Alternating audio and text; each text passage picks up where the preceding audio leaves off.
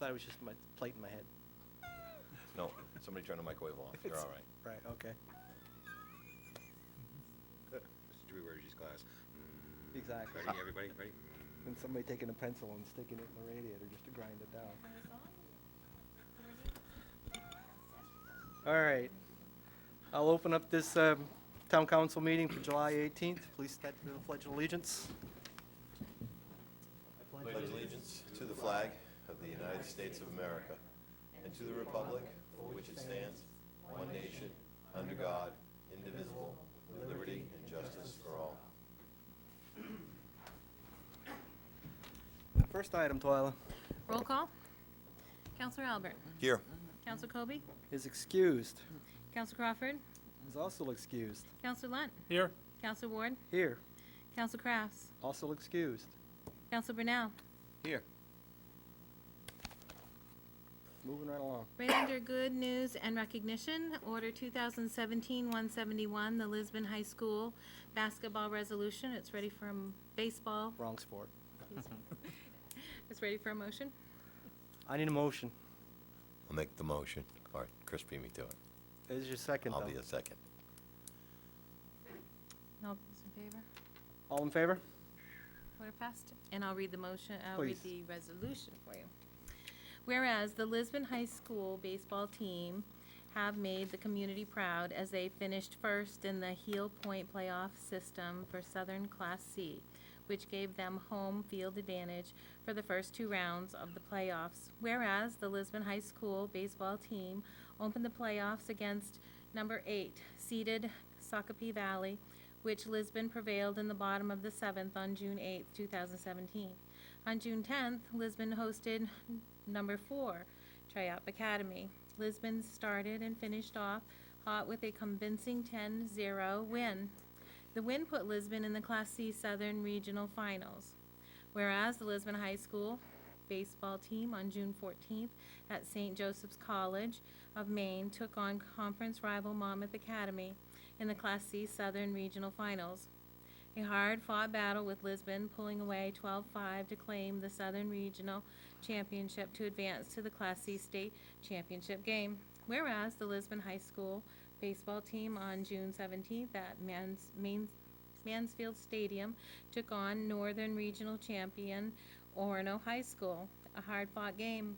Lisbon finished as the runner-up in the Class C baseball championship game on June 17th. Now therefore be it resolved, the Town Council of the Town of Lisbon wish to congratulate and thank the Lisbon High School baseball team for their fine representation of the Town of Lisbon while winning the Class C Southern Regional Championship title on June 14th, 2017. Thank you much. Do we have a representative from the school that's actually here to receive that tonight? You would do that? That representative away because they weren't aware of it supposedly, and Mr. Gentle was here, and we were just told that they moved it to August, so he just left. Moved it to August. That's what I was just told over the phone, and it's all my I fault. thought I saw Mr. General too, so Yeah, I am, yeah, I am Ray conf- forgot about it, and the That's- rest of us weren't aware, so. Yeah, baseball year. I would, that is summer with spring sports at this point in time. In that regard, is that there's only been one council meeting between now and then with the summer schedule. It is what it is. I will make sure that gets to the school department at this point. Yes, sir. Do you think the confusion is that this was for the U12 boys who won the state championship? Yes. They No. aren't here tonight because they're playing in Massachusetts. Yeah, That's that, what I was told as well. do we have a score update on that? Because I was told we're up 3-0 right now. Nice. that was on my list of recognition as well. We, 4 undefeated so far at the regionals. correct. So that is a future, but not this proclamation we were looking for tonight. Call Jake back and let him know it was Yeah, yeah. tonight. Yeah. And he's glad he's not here because he didn't want to be the only person. Yeah, and I kind of felt for him on that piece too, but you can throw a name around, mine's good enough to actually drag through the mud some more, so it's all good. Appreciate that, sir. Thank you, Dennis. Seeing none, I would like to actually make sure we do the recognition. We will get it out to the school. It is what it is with school being out of session at this point. It is a damn good day to be a Greyhound, so we've got a lot of positive things going there, so moving right along, Twyla. Okay. The next order, 2017-172, the Dan Niezal resolution. I need a motion. Make that motion. I need a second. I'll second that. All in favor? Order passed, 7-0. If you could please read that one. Would you like to read that one? Yeah. And I read it from. Dan, come up.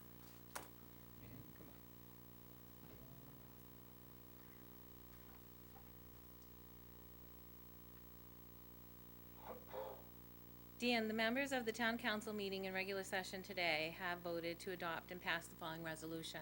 Whereas the following person has served the citizens of Lisbon on the planning board for 38 years. Dan Nizel was appointed as an associate member at a selectmen's meeting on July 24th, 1979, in a motion made by Ms. Woodward and seconded by Mr. Jalbert. Whereas Dan Nizel was appointed as a regular member on August 26, 1980. And whereas was elected by the planning board members as secretary on January 8, 1981. And whereas his contribution and service to the town of Lisbon and its citizens will always be appreciated. Now therefore be it resolved by the town council of the town of Lisbon that Dan Nizel shall be presented a key to the town of Lisbon in recognition for his 38 years of dedicated service to the town of Lisbon. Be it further resolved that a copy of this resolution be framed and presented to Dan this day.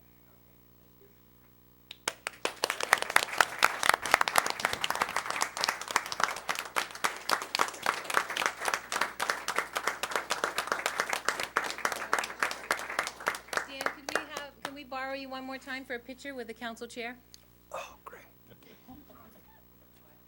not the high school cheerleaders. Okay, good, yeah. All right, so right up here, and then we'll keep the Absolutely. plaque. There you go. I know you were recognized Thursday night with the planning board too. So there's your plaque and your key, and stand together, and let me pop out of the picture here. I'm shy. Thank you, sir.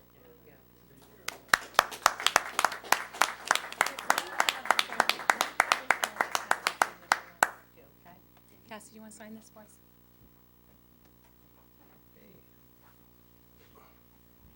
Know that girl. Yeah, she was before 7 is what I left her for the message.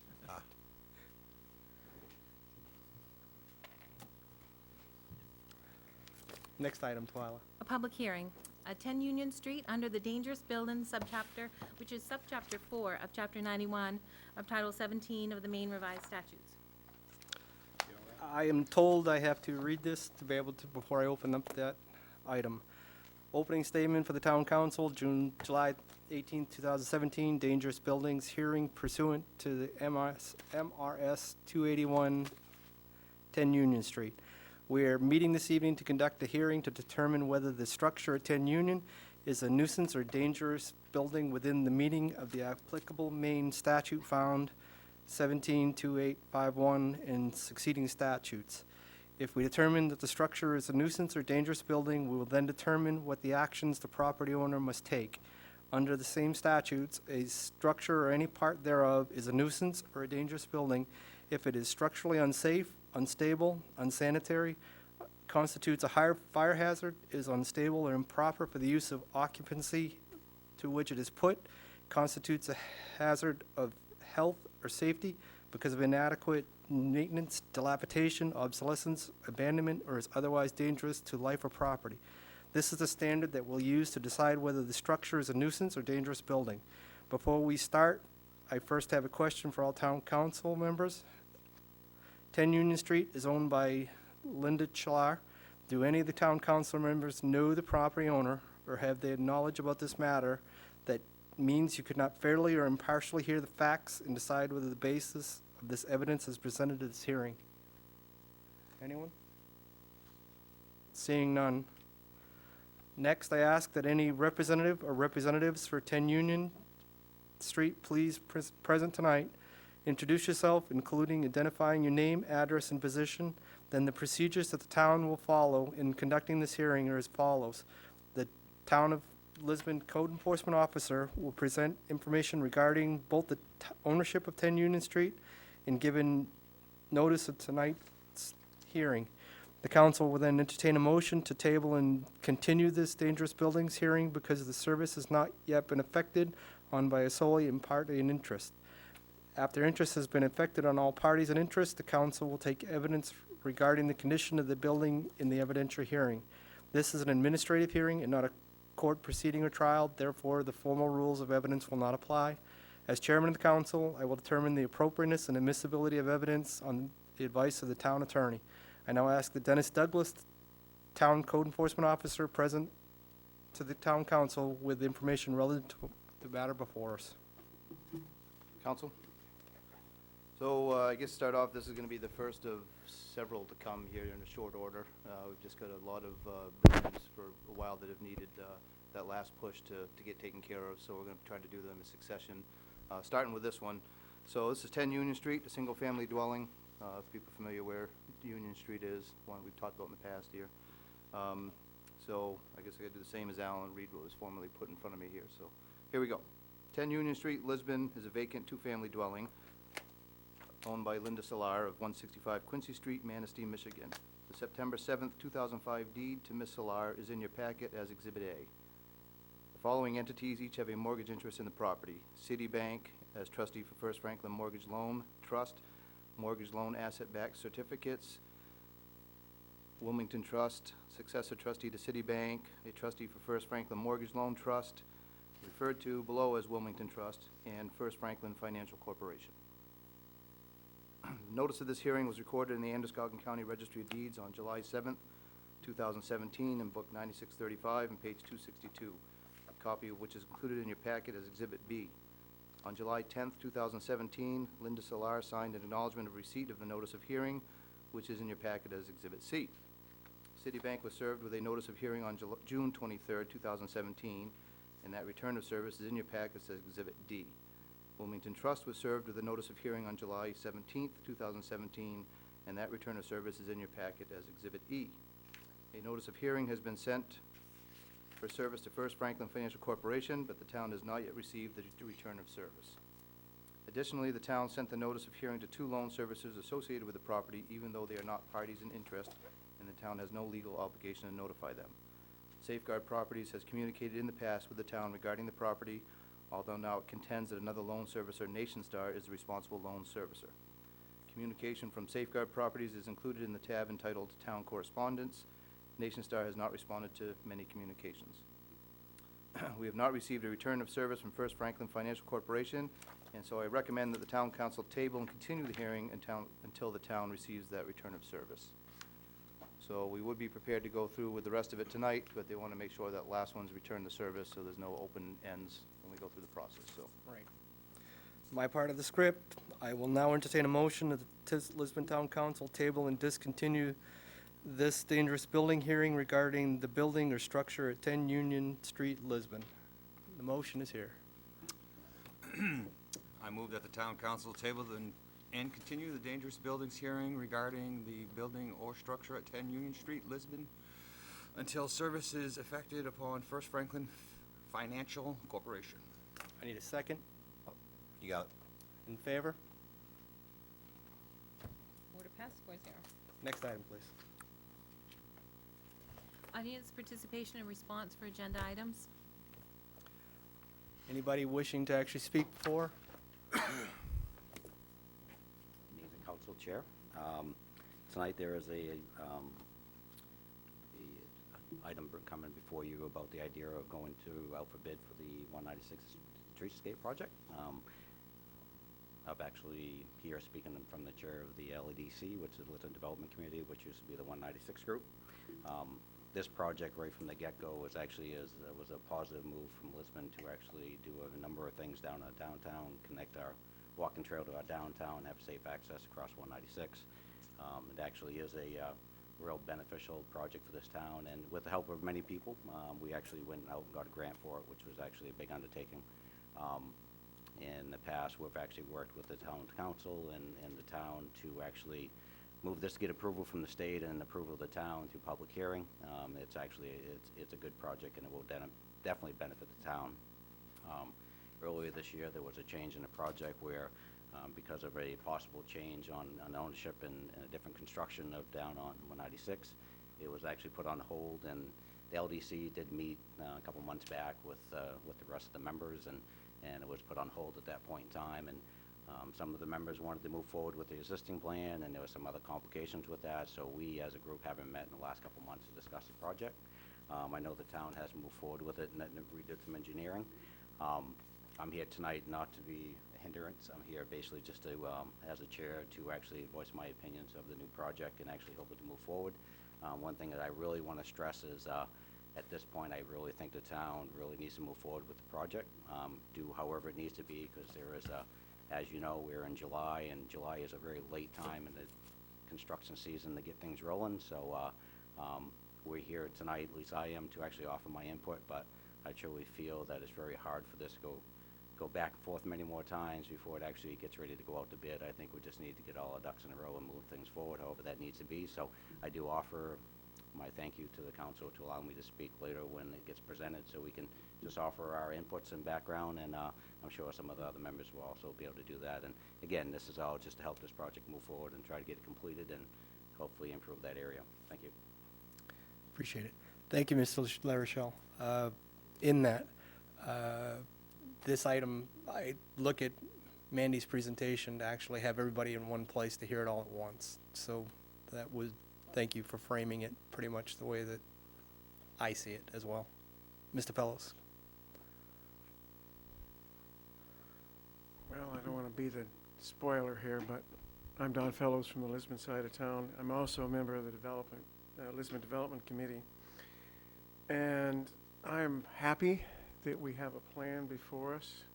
I'm a little confused because I know the committee has not been involved recently, as Fern mentioned. And because of that, I'm a little disappointed. I know that we've had some perhaps disagreements, you might say, in the past, and I think they may have hindered where we're going. But I do look forward to this plan being implemented. I believe that it may have some questions that hopefully are answered tonight. It may have some that haven't been answered yet. I do know they need to be answered. And based on some emails that I've seen, I think there are some questions to be asked. But bottom line for me is, personally, what and how is this project going forward is one question. The other one is, what does the council expect from the Lisbon Development Committee going forward? As a reminder, the Lisbon Development Committee morphed from what was the master plan, an ad hoc committee, the master plan committee, and then the CDBG committee was also in that group, and the facade grant committee. So then we developed the Lisbon Development Committee and were formally chartered by the council. Now I think this committee needs some really solid, good direction on where you want us to go and where you don't, because I think we've been confused. Thanks. Thank you, Don. sir.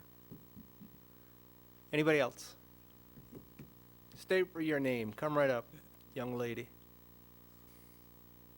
Young lady, thank you, young lady. Dorothy Fitzgerald, School Street, Lisbon Falls. I'm going to put you people on the hot seat. I'd rather this had been brought up later, but I have to bring it up now. You're looking for funding for 2 SUVs. Is there any reason why we need all SUVs in our fleet of police cars? Thompson Brunswick, Lewiston Auburn has regular sedans and maybe a couple of SUVs. I see it as an opportunity to save a little bit of money. Chief Hagan is here, and he was formerly with the Brunswick Police Department. Have you investigated the difference in cost between sedans and SUVs? They're more expensive to run with gas. The tires are more expensive. Our roads, most of our roads, a lot of them are in horrible shape, crumbling. We can't afford enough employees at the at the transfer station to keep it open 5 days a week, and yet we can afford a fleet of SUVs. Can anybody help me with some answers, with some explanations? Thank you, Don. Do you want to take a stab at that, Mr.? What I would actually offer in that there was a topic that was very well discussed through the budget deliberations, and Chief Hagan actually put together a plan to change the way that the fleet is actually maintained in Lisbon, to start a cycle of pulling a vehicle off front line to be able to extend the life of our fleet. And this is the first year of that plan being implemented. If you folks remember through the fund balance discussion that got us to this point, he's still looking at a morphed version of what our prior Chief Brooks's plan was, with a 2-in-1 replacement schedule. And to be able to get the best impact out of that, one vehicle was funded out of the fund balance this year to be able to implement this first year with the 2 to update our code enforcement vehicle and address a few other things within the fleet. Anything beyond that that you might want to speak to? No, other than Brunswick is phasing out the actual sedans. What we found during the winter time was the sedans don't sit up as high. So with the snowbanks, we were having visibility issues. I believe Topsom's also phasing out their sedans. Lewiston is moving in that direction with the four-wheel drive as well. Exactly. So, other than that, I think what we've talked about in the past about our plan for keeping the mileage down and rotating the cars in and out is going to save money and wear and tear on the vehicles. So I feel like I've covered it all, but I'm in the past, and maybe I forgot part of the question here today, but so I think most people are working their way to sedans. It is safer. The cars sit up higher. We do spend 4 to 5 months driving around in the snow. They're all-wheel drive. They're speed rated. There's a number of reasons why I think the sedans are the right way to go. You mean SUVs? I mean SUVs, because you're saying Oh, I'm sedans. sorry, all right. It's So okay. No, I knew what you meant, but I Yeah, just wanted okay. to All right. clarify for the record. So, That way, yeah, when no, the somebody's SUVs, sitting at home I think, watching this, yeah. I believe the SUVs are the way to go, and that's the way people are moving. Thank you, Chief. I know it was an off-the-cuff question, but at least we addressed it. Yeah. Thank you. Sir. Thank you, Dot, for the question. Tell me it's a new item. It is. Just a trivia on that, I mean, one of the things from my industry from the collision repair is most manufacturers now are going to single platforms. So if you take the Ford sedan and the Ford SUV, it's actually the same vehicle, one just sits taller. So it's all the same. So price-wise, you're going to find, I think they're pretty All pretty compatible. much. Everybody's kind of using the same. So if you take a Ford SUV and a Ford Taurus or whatever the police package, it's the same car, just one has a taller roof. Great insight. Thank you very much. And there's a side of the fact that Crown Vic's no longer available, and the options and everything else associated with that. That's the mess that Lewiston's trying to divest themselves of moving forward as well, too. Any other people that would like to address the council? Seeing none. Moving on. Okay, the next item is the consent agenda. Any counselor wishing to have any item removed may do so now. Items removed from the consent agenda will be considered next. Seeing none. Order 2017-173 to approve the municipal accounts payable and payroll warrant numbers 154, 1, 2, 3, 4, and 5, plus the school accounts payable and payroll warrant numbers 1072, 1073, 1074, 1075, 36, 37, 1001, 1725, 1800, 1002, 1003, 1076, and 1801. Along with the minutes of June 20th, 2017, the special minutes of June 27th, 2017, and a renewal itinerant vendor 12-month mass gathering permit for Lisbon Parks and Rec, a renewal special entertainment permit for the Friends Lodge, an off-premise catering permit for the Slovak Catholic Association, and to set a public hearing on August 1 for Peter Austin, doing business as Lisbon Moxie Inc., also known as Frank's. Public hearing will be for their vitulers license. Can we just have a question asked of the school department, where warrant number 1074 is? Because we're going through that numbering. Yeah, it is in there, I think intentionally, but. Yeah, if it was, they can note that it was a void or something of that nature, that it just stands right out when you're missing a gap again. So, other than that, I'll entertain a motion. I'll make the motion. Second that. All in favor? 4-0, item passed. Can we take an item out of order if we could? Could we jump to 2017-182 for the ATV committee discussion. Okay, Lefty next. All right, I did my part. You come do the lifting.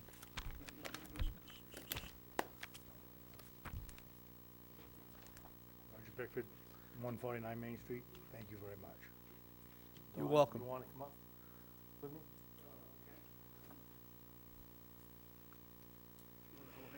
No.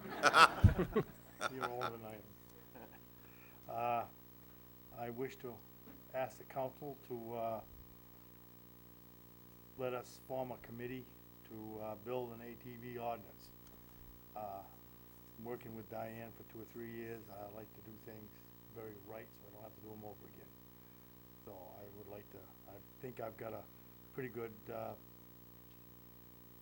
bunch of people. From the police department will be Officer Tapley. From the fire department will be the Chief Gallipo, me, and Don and Scott from the planning board. And we will have probably 1 or 2 meetings, and then the planning board can write the ordinance. And I'm hoping it to be a very strict ordinance, but a fair one. If we're writing ordinances, can I toss Mr. Code Enforcement Officer under the bus like we did with the Yep, with the range? yeah, with the range ordinance. He's a busy man, so I didn't want to bother him too much, but he can. That's a weird way to shake Well, your at hand. least needs to be passed through him to know what we're actually doing actually is enforceable. I was, as Roger explained it to me last week, the idea was the same kind as the firearm Right. committee. And that's Same what I, type of thing where it got hashed over thoroughly and written, and there were maybe some sample ordinances found somewhere, hopefully, and then passed to the planning board and wherever we put it, I don't know. okay. I know we talked about it loosely when Mr. Bickford brought it up at the last council meeting under other discussion. Is anybody opposed to the discussion, forming the committee to be able to start this, to bring it forward to us at a later date? Seeing none, I need a motion to allow them to be able to form the committee. Make that motion? Second? Second. In favor? 4-0, order passed. You got what you needed, sir? Roger can be the chair. Yeah, sure. That's what I clearly heard. When we have Nose goes. public hearing for the ordinance, and when we come for you, you'll have all your maps and your colors, so you know everything. It'll be all, Thank you. it won't be PowerPoint. That's A-okay. That'll be A-okay, Roger. A-okay. Thank you, sir. 286 and appoint those members he just said. Yeah. Yeah, let's go to the appointments. Other than Dennis, whose reservations were duly noted, anybody have issue with the appointments to his committee as suggested? Any other additions to that list that we missed? You got the list, Tyler? Yes, 6 members. I need Tapley, Gallipo, Bickford, Fellows, Hall, and Douglas. I need a motion. I'll make the motion. Need a second? All in favor? Order passed, 4-0. There you are, Mr. Bickford. Let's go back up to where we were at before, 174, please, Tyler. Okay. Under council orders, ordinances, and resolutions, order 2017-174, authorization to solicit bids for the CDBG Downtown Revitalization Revised Streetscape Project. I might be okay right here. Do you want to hold the microphone that's handheld if you want? The first challenge is going to be putting this someplace where everyone can see it. Okay, I can move, don't sweat me. I'll move over there. that's what the handhelds are for. Important to use. I can sit next to the presentation. You're hot? Set it up and then speak. Here, Mandy, in case you want to. Okay, go mobile. I don't have enough hands to do that. Okay. I'm going to move over here, so here, would you hold that for me, because I need to go over there. Okay. I'm Mandy Olver from Olver Associates, and yes, I've worked with the town staff and committee members over time to try to put this project to bid documents. And as you folks know, earlier this year, we actually did have things out to bid, but then it came to light that there was going to be redevelopment on this side of the street. So this is more of an overall area map, which I can then put up some maps that show us more specifically what the project is. But just to get some bearing of why I'm talking about possibly going up Union Street now, our project originally was limited to right about here at the intersection of Union and 196 and ended over here by the Park and Ride. And counselors, you may note that this is a little bit different. I'll explain to you why it's a little bit different than what I sent you in your packet in a moment. But basically, the shaded area right here is where the DOT project, based on their preliminary plans that they sent us in May, are indicating that their work is going to be. We try to get an update from them, excuse me. They are still working now on preliminary plans. They're saying in August that they're going to have some more finalized plans, which will allow us to get to some of the details. And I thought we were there, but evidently there's a little bit of a question, and I'll explain that in a moment. So the area originally in the scope that we had out to bid was over here. Now, this side of the road, we've completely proposed deleting from the project with the thought that as the site plan comes in, goes to the planning board, the town approves what's going to happen on this site, that we'd provide materials, which would be detectable warnings and granite curb to the developer, and they'd incorporate in their actual construction. And the fear is, as much as everybody wanted to go forward with this, if we go ahead and build what was originally designed, what are the chances it's going to be exactly where their driveways want to be, that it won't be in the way of utility, that our drainage we were proposing would work for their plan? It just was too early in their process for them to be able to commit to anything, and too far along in ours, so that's where the decision came to delete that part of the project from the town's scope. Of course, with that deletion, it gave us an opportunity because we now have some more money that we can use and try to make things go a little further. I did neglect to mention the crosswalk that was here. That would still be installed as part of our contract, as well as the lights, the solar lights on that side of the road. So that would stay in our scope. That's the only thing we'd be building on that side of the road. So looking at where the next logical place to go is, I mean, Davis Street already has a walkway that was built by Public Works last year. And the DOT is going to reconstruct and widen this side of the road up to the Park and Ride. So that left either this area right here or Union Street. And there had been some discussion, at least with the staff, and I can't really remember if we ever talked about it with the committee. You guys know if we did or didn't, about possibly going up Union Street if there was enough money. So what I've proposed right now for the scope of Union Street is basically, it's already granite curbed the entire length of it. We would keep that granite curb, remove and reset some portions of it that are now partially buried by the pavement over the years, except for the very upper end that's close to Main Street, where right now there's already good exposure. That area might have been reconstructed separately at some point in time. It just looks newer than the rest of it. So we would just reuse the curb that's there right now, and then remove and reset the curb in this area, and then add concrete sidewalks on both sides of streets. No lights, no other kind of amenities, but be able to just give that whole area kind of a facelift. You still can do that within the budget you have. Now the question mark, and the thing that's a little bit different than what I sent you, is in reviewing this section of the plans from the DOT, it's not crystal clear to me that their end of their scope is right here, but I can't quite tell if they're rebuilding that sidewalk or not, or they're just doing a mill and fill in the street. I tried to reach out to them and get some more information. In just looking at this area in preparation for the meeting, it just became a little fuzzy to me exactly what's happening. I still think you can afford to do that section where we just be putting concrete behind the existing curb. That curb's in quite good shape. And they take care of the work in the street, exposing the curb and putting the elevation back. So the scope, as I'm proposing it right now, would be, we do this side of the street, just like we put out to bid before. In this section, we would be looking at concrete and removing and resetting some of the sections of the granite curb and reusing some other in place, and matching up to what the DOT is going to do up here. And then as soon as I confirm exactly what their scope is in that area, that would either be added or not. That part, everything else is pretty much ready to go and designed. That's just the one little section that I've got a question mark about right now. I did bring plans that show more close-ups of each of the individual areas, but I didn't really know if you needed to know any more detail about that. I mean, it is, we're not really talking about changing anything in that area except for creating concrete surfaces. So I guess So I'll ask for questions. If we're hearing you correctly right now, before this is actually able to go out for an RFP, we need clarification on that corner, the Aroma Joe side, of what MDOT is going to be doing versus what would be the responsibility of the contractor that ultimately gets this bid. That's right, and there's a couple ways of going about that. One is, hopefully I'll get a very quick answer, and I'll know in the next couple of days. Okay.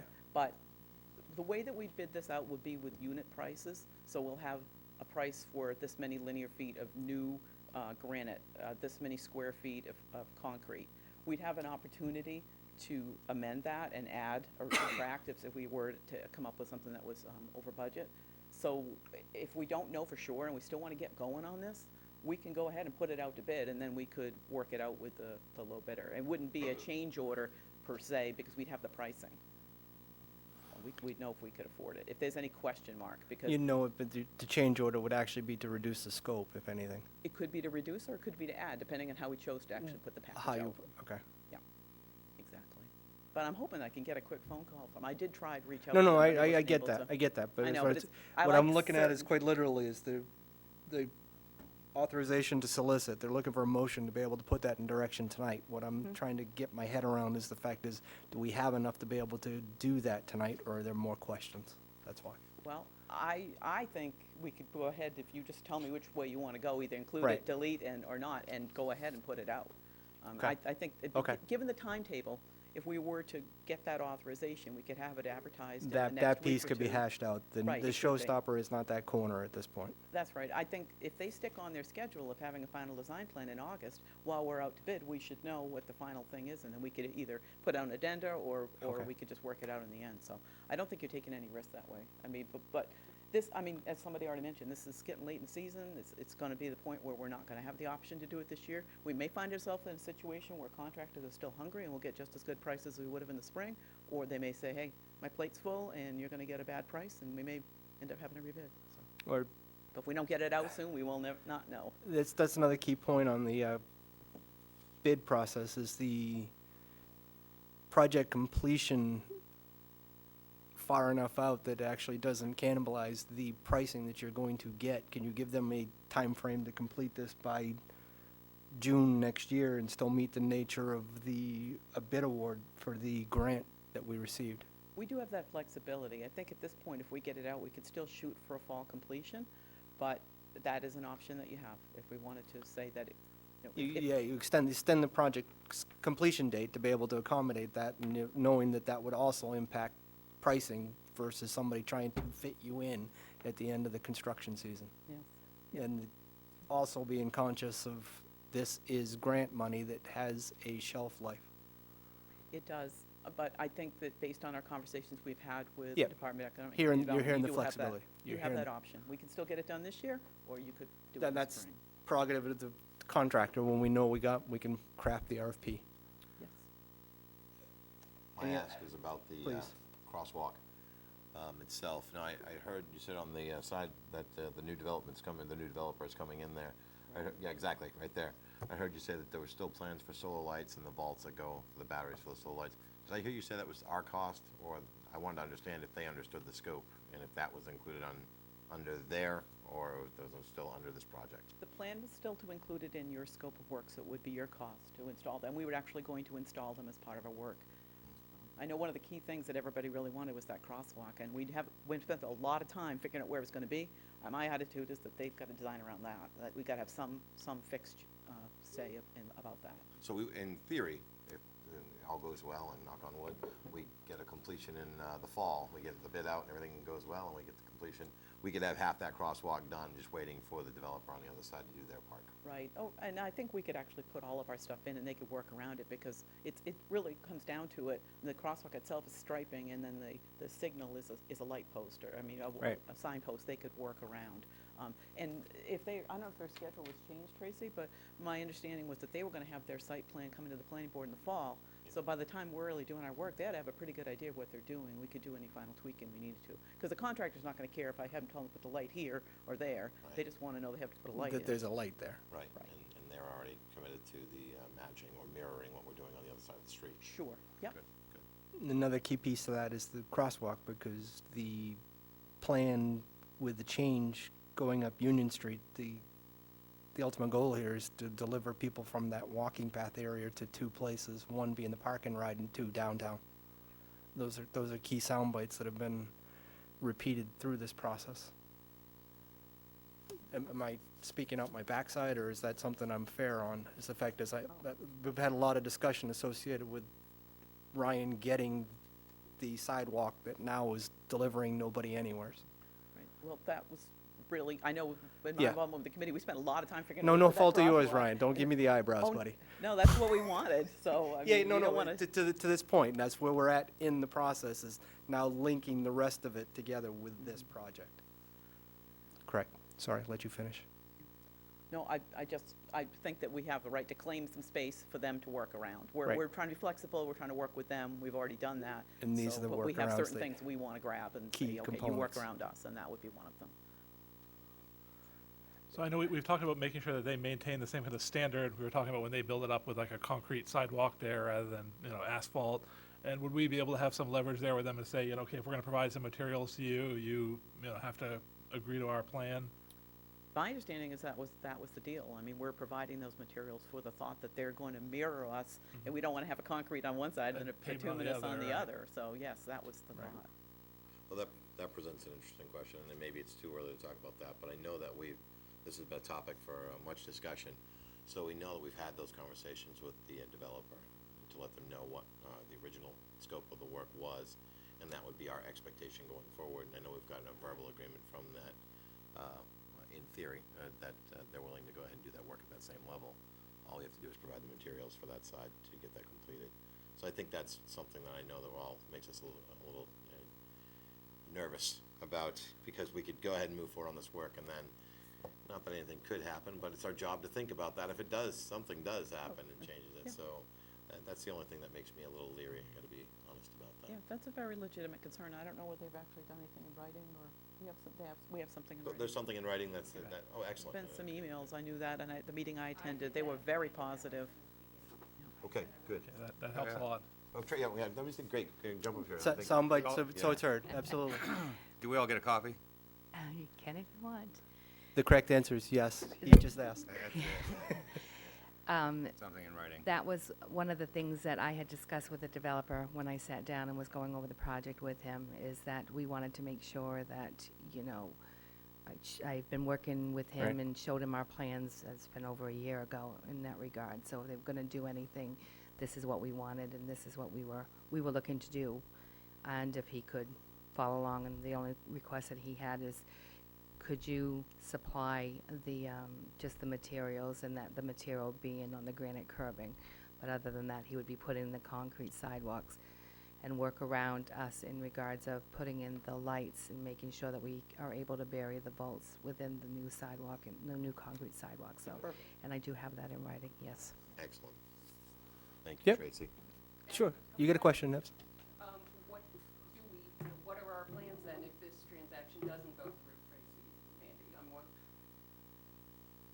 Andy? February's a long way away, what do we do then? We have to pay the cost to get the project done the way we had originally planned, correct? Well, if you're looking. No, sorry, I don't think I got the full understanding of the question either, too, so let's I clarify. think the question is, what Karen was asking is what happens if the project doesn't happen? So if we go up Union Street, if we're taking the grant funds and we're doing on one side of 196, and we're going up Union Street, and if something does fall through where the opposite side does not get developed, then what will we do in that? I guess my answer to that would be, we would have to look at other avenues, and, whether we look at some, Just like anything else in a Exactly, development. whether we, Development you doesn't know- come through, we'd have to pick it up. right, we'd have to pick it up, we'd look at maybe TIF dollars, or we'd look at, some other opportunities. I mean, one of the things I've been working on really hard with the state level is all of the projects that we have going on, and they are looking at Lisbon, really kind of being the poster child as far as for these grants, because of how we are utilizing that, and that's with the facade as well as with our downtown grant. And I've had many conversations with them up there. In regards to my conversations with the developer, knowing the developer and the projects, going through, I foresee this project going through. I think it would be something really catastrophic, I guess, if you will, that wouldn't go through. I mean, the plans fit within the within the 196 master plans. I don't foresee any issues with going before the planning board with those plans. He works Yeah. very well with planning boards, and, I just think that would be fine. And to that point, in that regard, one of the takeaways that I would actually have from this is the fact that we have something in writing that the developer's in this. I'm not going to presuppose that a development not go through to get off on a rough foot with a developer moving forward. I understand, but I don't want to get off on a rough foot associated with that, with somebody that has agreed to at least the concept of what we're talking to get to this dialogue. I saw Mr. Fellows first. Based on what I know the properties under contract primarily not owned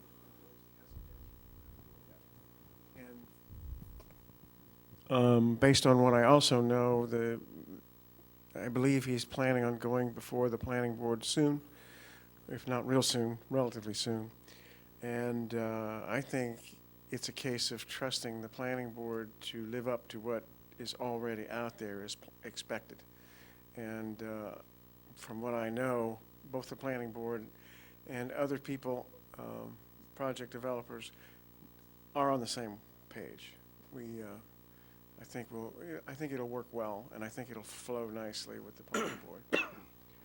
Okay. Mr. Lemieux? Okay. Mr. LaRochelle? Thank you. Again, one of the things that actually, that I had a concern, and it goes back to the original meeting, was the idea of, as being a town person and a business owner, it's just the idea of, I don't think it's really a question of trust, it's just the idea of the risk-taking of the community. As a committee, I felt very, very concerned about the idea of actually just taking it will happen, not so much actually for some type of commitment. And I don't know if, with the letter that we have, I mean, the work on that side of the road is not just a light bit of work. It was actually the majority of the project. I mean, is he aware, is there a scope of work that he has actually signed off, and as far as just changing the catch basins on the end of Davis Street and resetting the, there's just a lot of scope of work on that side of the road, and I mean, I would feel much better as a taxpayer and a citizen moving forward with a project, because again, we've been out there for the last 2 years selling this project, and the project as a whole does mean that this side of the road gets completed. And I'm not questioning him as an honest businessman. I love to see new business in town, there's no question about that, but the risk of the community not having, and I'm glad to hear that we have something in writing, but it would be really nice, and I would feel better as a citizen if this was, the whole scope of work was actually detailed on that side of the road, and he was actually to sign off on that, not just a general will you do, because there was tens of thousands of dollars just in traffic control costs in our original plan for doing the work down 196. I mean, as far as for it is a big project on that, and this isn't privately owned property. This is DOT and town sidewalk area. So again, I mean, it's one of those things where I would hope, as a business owner that's been here in my life, if I came to town and said I was going to do something, you would take my word for it. But yet, at the end of the day, I think you would actually make me do some type of written commitment saying I would. I would just hope that the same thing would move forward. Again, the business actually is tentatively, I guess, is the sales agreements for next February. I guess we were told at one of our meetings. I would feel better if he actually owned the property, was making that commitment, and had it in writing.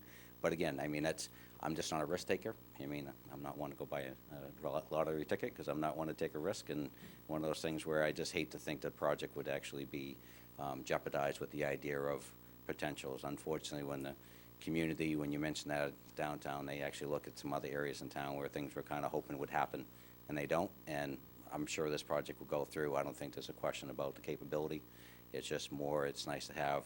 So again, this, as far as for me and the committee, I kind of wash my hands of it, because we actually just, I think at this point, we're passing a torch over to the town council and staff to move this forward, but for the risk of that, to make sure that it is actually well secured. I mean, there's a lot of work on that side of the road. I mean, some of it is within the scope of his property. It's actually outside on the road also, in 196. As far as the contingencies, as far as what could happen underneath there, we're digging that up, or what could find. As long as he knew that that would all be on his dollar and all we needed to do is put the signs up when we're done, that would be nice to know. Thank you.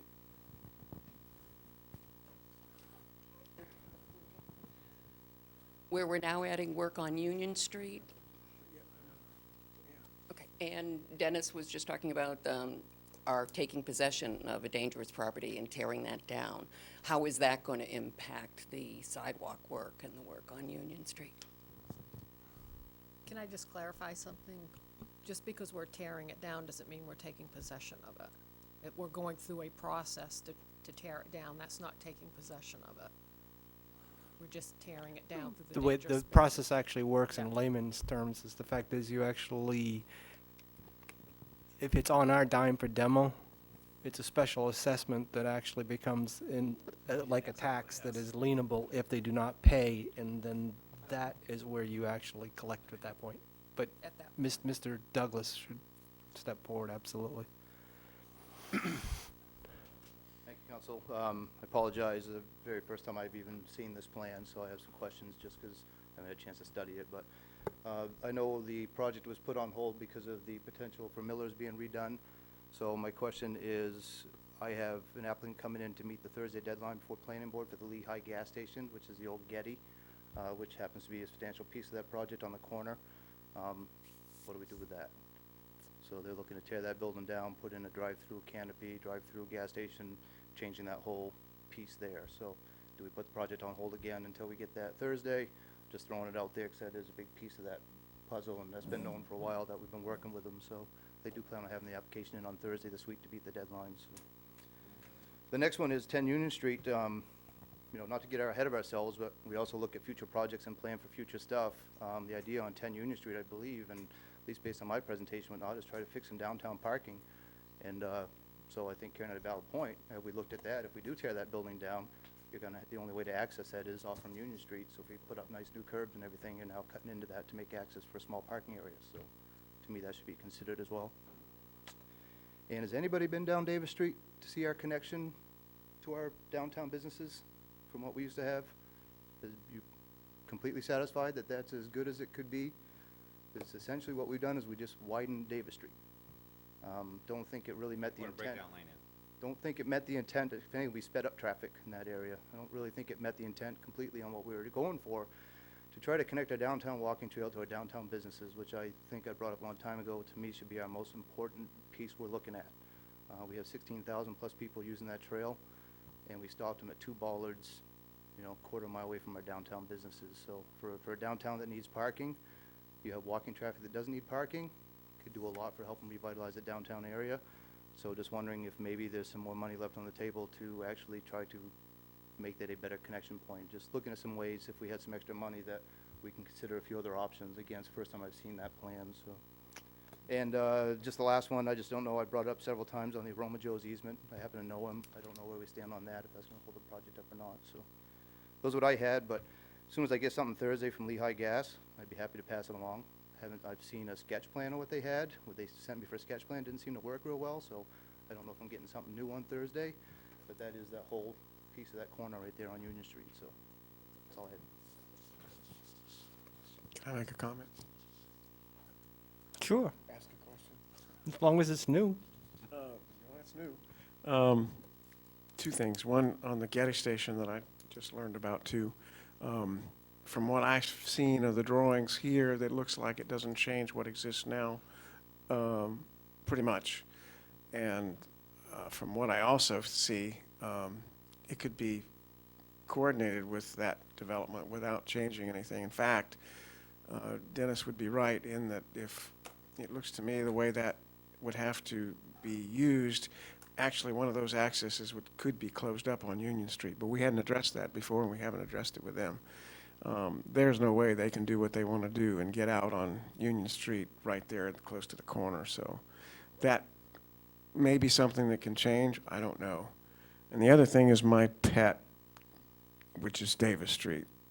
I see as an alternate bid, Mandy, I see as an alternate bid the grooving or whatever of Davis Street. Thank you very much. I personally believe that it's better for bicycles to be flat on the ground, but it needs to be definitely delineated instead of what it really is. thanks to Ryan for getting it striped, but it needs to be bicycled and everything else in the middle of it, and I hope it becomes part of the final bid.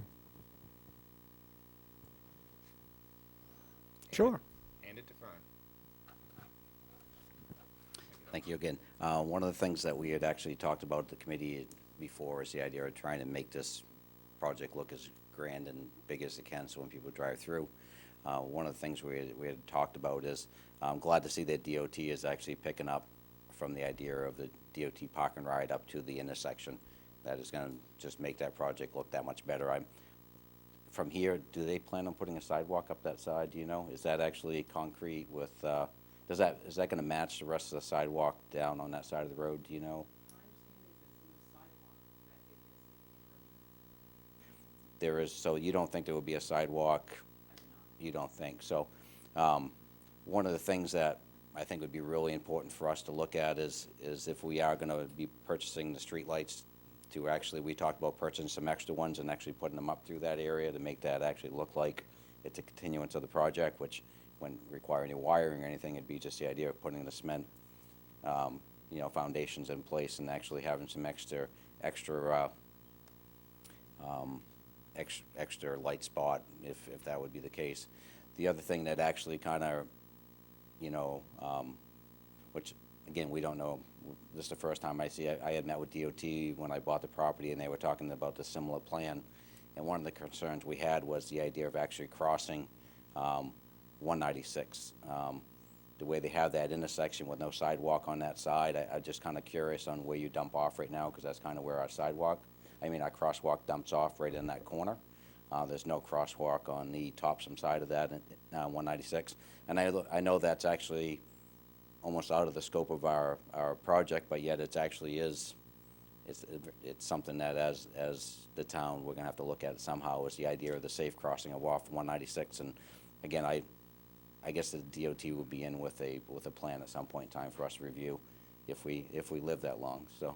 Yeah, it's only been, I think, 6 years that I met with them when they were initially doing the look at it, so DOT does move slowly. Ryan's gonna be looking at retirement first. He hopes.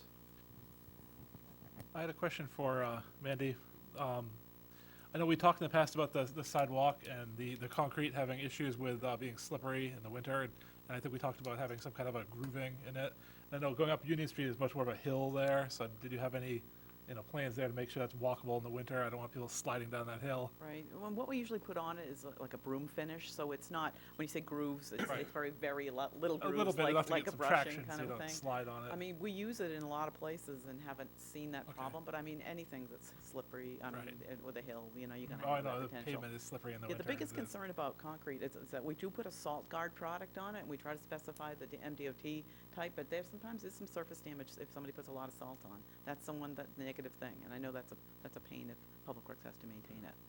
We have a fantastic new sidewalk contract together for this year too, so I'm excited about that. I think we'll be okay. See how that Sand plays. only. Yeah, sand only.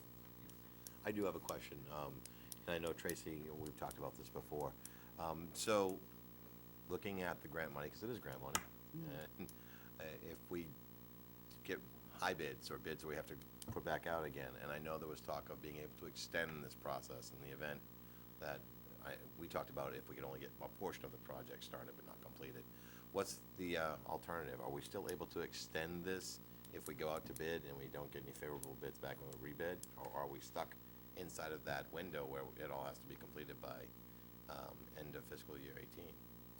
Well, my understanding is it can go into next year. Now, I don't know whether she'd go anything beyond, June of next year for Okay. expenditures. We don't have that kind of commitment, but that doesn't mean they wouldn't say yes. On other projects I've worked with the CDBG program, they've been very good about extending things out. We have talked about that with them, and they said, right now it's too early to get an extension, but as we go through this process, if it looks like we need one, then we can apply for one. And I know that we had kind of Yep. spitballed that with the understanding that a portion of the work gets done, but not the whole project. Right. My ask here is that, what if none of the work gets done before we meet that time? And I know it's very unlikely that that happens, but I just want to put it out there. Well, we've asked the question because we were concerned that we'd have no direction from DOT at all. At least we're Right. getting some sort of direction right now. I think we already know that if we waited till the spring, that we'd still be able to. And, you know, then if we did that, we could bid it over the winter. And that's kind of my fallback thought.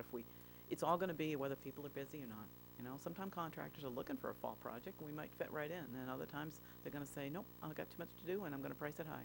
And we'll see when we get our bids. And I still counter in that regard is if you put the completion date at a realistic time frame, the June 30th, out there to give them enough latitude, you shouldn't get that high bid because As long as you're willing to say to them, I mean, if you're going to do that, I would say to do it all next spring. You don't want to get part of it done over the winter. Agreed. And, you know, have something pieced together. I mean, Right. There are some Right. advantages, given some of the questions and concerns about what's going to happen with what it. was that, Don? Yeah, but you put it out there to get the best pricing to be able to address it moving forward, right? Last thing The we wanna see is a intention is half-done moving it project. forward. Right. But there are some Yeah, reasons. no, why- Go absolutely. ahead, Tracy. One of the biggest things is that if we can go ahead and start this as far as in the spring, that's not an issue. But getting it out to bid, they would like us to put it out to bid and find a contractor or whatever. But if it's going to be pricing and we are unable to start until the springtime, that is fine. It's just getting a contractor under agreement for the project. Now, I do share the concern of several of the people have brought up about the new area that we built to connect to the trail, and that I do think there isn't really any separation there of traffic and walking. I think, you know, I wouldn't want to push a baby carriage down that, you know, sidewalk there. I think that would be a little scary if, you know, cars come by. I wonder if there's anything we could do to create some kind of just separation between there without having to rebuild the whole sidewalk. We put, you know, even just, you know, like a raised little bit of, you know, asphalt down there to, you know, create, you know, a few inches of separation there to make it feel safer and keep cars from trying to park in there. Well, part of the reason, you know, Ryan and I looked at that before the decision was made to go that route, and the concern is drainage. I mean, unless you don't go with a full-blown sidewalk with curb and catch basins and a drainage system, which is a lot of money, then we were going to create problems with icing and things building up there, and that was part of the reason why it seemed to make sense. I mean, I understand the speeding. I mean, it's a side street. It shouldn't have that kind of speed, but it's a nice wide road. That's it. So, I mean, Right, Ryan? yeah. I So, think it's a psychological issue there, though, that people are going to look at that and think it's just part of the street. I know. I don't know what else. I mean, the only other thing I could think of is maybe some lights, and I don't know whether you've already tried this in town, some of the what they call the feedback signs, you know, saying that, you know, the speed limit here is 25, you're going 35. I mean, Yeah, I don't think speeding is necessarily the problem. I think it's a lot of it just psychological. People look at it and perception? think, I'm Well. walking down a street. Then the alternative bidding is what for the rumble strip? Back to Don's point. Yeah, I know. And I know I saw it originally. What- yes, that's what it was, a ground rumble strip and striping, which isn't actually, it's an unusual use of the rumble strip, but it was something the committee wanted to see. so Considered to we be able included to it. address that topic. I walked that the other day, down through there after Roxy days, and I noticed people walking along it, and I noticed not parking there, parking anyway in there. There aren't no parking signs at the end of it. Yeah. So there's The worst possible place to be parked is the bottom of that hill back there, though. You could, yeah, you could get certainly creative along that road with parking signs. And then you can put little round symbols for bicycles and walks, and that helps. And then paint that, you know, that's a better alternative than nothing. Yeah. And, you know, I agree with you, raising all of it is expensive, but raising it and then having it cut out every 15 feet is bad for bicycles and runners and everybody Yeah, else. strollers. It's tough because the striping, I think, and the painting, like we mentioned, the bike symbols or something like that, I think that works out really well. The problem is the maintenance. I mean, it's an annual, or if not more than annual, event, and that just gets to be a burden that Public Works has already got plenty of burdens. It's a struggle we don't do well in this community. We plan stuff and then tear it up 10 years from now. So, I mean, I understand what you're That saying. that was an indoor thought that just made public, but that is, look at School Street. We have trees and plowing boxes that are no longer there. It isn't our strong suit, just like any other community. The intention is there for a short period of time, the maintenance is not thought of afterwards. Back to the question, circling around, for the item that's on the agenda tonight, are there any more questions? Do we have enough to be able, from our perspective, to be able to allow them to go out for authorization to solicit bids? again, that's what they're doing. They're just soliciting for bids. It's not like everything's being accepted. It's not like soliciting for bids. But she needs enough in scope to be able to give what we were actually gonna put in for an RFP, my understanding, correct? Well, if there's any question about what I've proposed or things that you want to change, I guess the biggest question at this point, I mean, I've got this proposal and this proposal, which I think are fairly solid. If, as long as DOT is not rebuilding this, I think we need to include that, so we have Right. a comprehensive link. If they are doing it, then I won't put that in, and hopefully I'll get that answer before I can Right, actually put right. it And in. that's the key piece. You brought that up when we first circled around to it. Sure. And then the two properties that code enforcement officer brought up with the corner of Union and 10 Union, can we work with it, with development as they come up with, when the actual bid is awarded, is the way I would approach that. One, if it is a dangerous building and ultimately it is something that the potential there, that the community have the flexibility when that time comes up. Because these do have the dangerous building designation specifically has a shelf life of only so long, that's still within that June 30th timeframe to be able to have the flexibility in this proposal. Correct? Correct? Yeah, I was getting the nod in the back. Yeah, no, but there is a process that we have to follow to be able to go through to make that happen, is the, yeah, exactly. Yeah, sorry, Mandy. No, all I was gonna say is that Dennis raises a good point. If you were to use that for parking, then obviously we'd wanna change the entrance. Right. So that it was appropriate for that, and that would be better to do that before we did the work than after. But right now, we have plenty of flexibility about the scope, Right. especially because we bid it as a unit price. We can guide the contractor, make little changes without it changing your cost, really. The biggest thing, takeaway from me as an uninformed insider, I guess, is the fact that I remember sitting through an LDC meeting when this was first talked about, and my one takeaway is we're not delivering people to downtown, we're delivering them to the corner of Miller's. The fact is, now that Union is actually there, I think that that's the right discussion to have, because there is too much around the MDOT project that's still outstanding, that let's at least try to deliver something better now and have the discussions that we have that have been brought forth tonight and all the other combined discussions addressing the trail system that ends right there at the corner of 196. You know, Fern laughed at me about 8 months ago when the fact is I'm taking my better half out for a walk and he watched us dodging traffic like everybody else because it's a dangerous intersection. But getting downtown was the goal associated with that, but you still have to cross 196. So. Yeah, and Roger mentioned that when he was still sitting here as council chair, and the fact that rumble strips and the temporary, and I disagree with the implication of the temporary rumble strips, but signage, by all means, I think it's still a, yeah.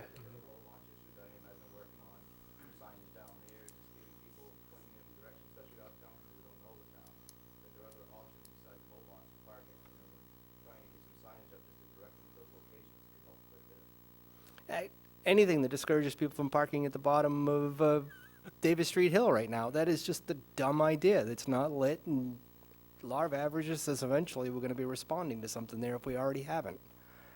You know, because they are moving. It's just like every other neighborhood that Chief Hagan has to enforce. Speeding happens. Speeding happens. And again, we're still nobody sure about the guy from Aroma Joe's, or the owner of Aroma Joe's. We're working, Yeah. we're working through that now. He's got some concerns, some legitimate concerns, but, we're gonna try to address those. And some of the issues we're not gonna be able to address until it gets out to bid and we have a contractor. Right. But Mandy knows what some of those concerns are, and we can certainly write some information into the bid package where the contractor has to work with that owner and try to minimize as much impact. On business as he's operating. Because it's going to be the same thing on And that's been all, communicated. same to thing him. with House of Pizza and all the businesses on that side of the street. Right. But he's the only one that we need an easement from. Nobody, Right. we don't need any other Right. easements, so. Right. But yeah, certainly if anybody else comes forward and has concerns when the construction starts, the contractor always will have that meeting with them and do what we can to minimize the impact. I'm incredibly optimistic, as I'm sure a lot of you guys who have worked on the LDC are in this project. And it's pretty impressive. I had the good fortune on Moxie Saturday to go sit in Lisbon House of Pizza to have lunch. When I was in there, I'm a family of 4 who, they weren't here for the Moxie Festival. They come here every weekend that they're not working because they love our trail system. They bring their kids. Their kids are both under 5. So mom is trucking the youngest in the backpack over her shoulder, and dad's riding a bike with Junior in the basket in the back, and the oldest. And they were telling me, they live in Naples. They live in Naples, and they drive to our trail system because they enjoy it. And oh, by the way, they found their way off the trail to Lisbon House Pizza to eat as well. So even though we didn't do a very good job getting them, at least spitting them out at Miller's, they found their way to say, hey, listen, we're going to participate and play in. And it was all just us striking up conversation. Me being who I am, I started to dig, but I tried to do it in a subtle way so I wouldn't look like I was some crony trying to get a bunch of information out of them. Creep on a bunch of Well, 5-year-olds. exactly. It was Moxie Day. I got away with a little bit, but anyway. I say that because this is something that you should all hear because of all the hard work you guys put in, the countless volunteer hours that you spend grinding on this stuff. You hit the target audience on the mark. These folks are in their late 20s, early 30s, 2 kids, and they're seeing our community for what it is. So live in Naples now, but who knows? Maybe a couple of years from now they live in Lisbon. I could live in Naples too. It's got an Aubuchon's and a harbor. I can't afford the real estate, but that's just. Anybody in here hasn't asked any questions they want to ask? Anybody opposed to us going out to bid? I need a motion if that's. I'm going to make the motion then. Thank you, sir. I'll second.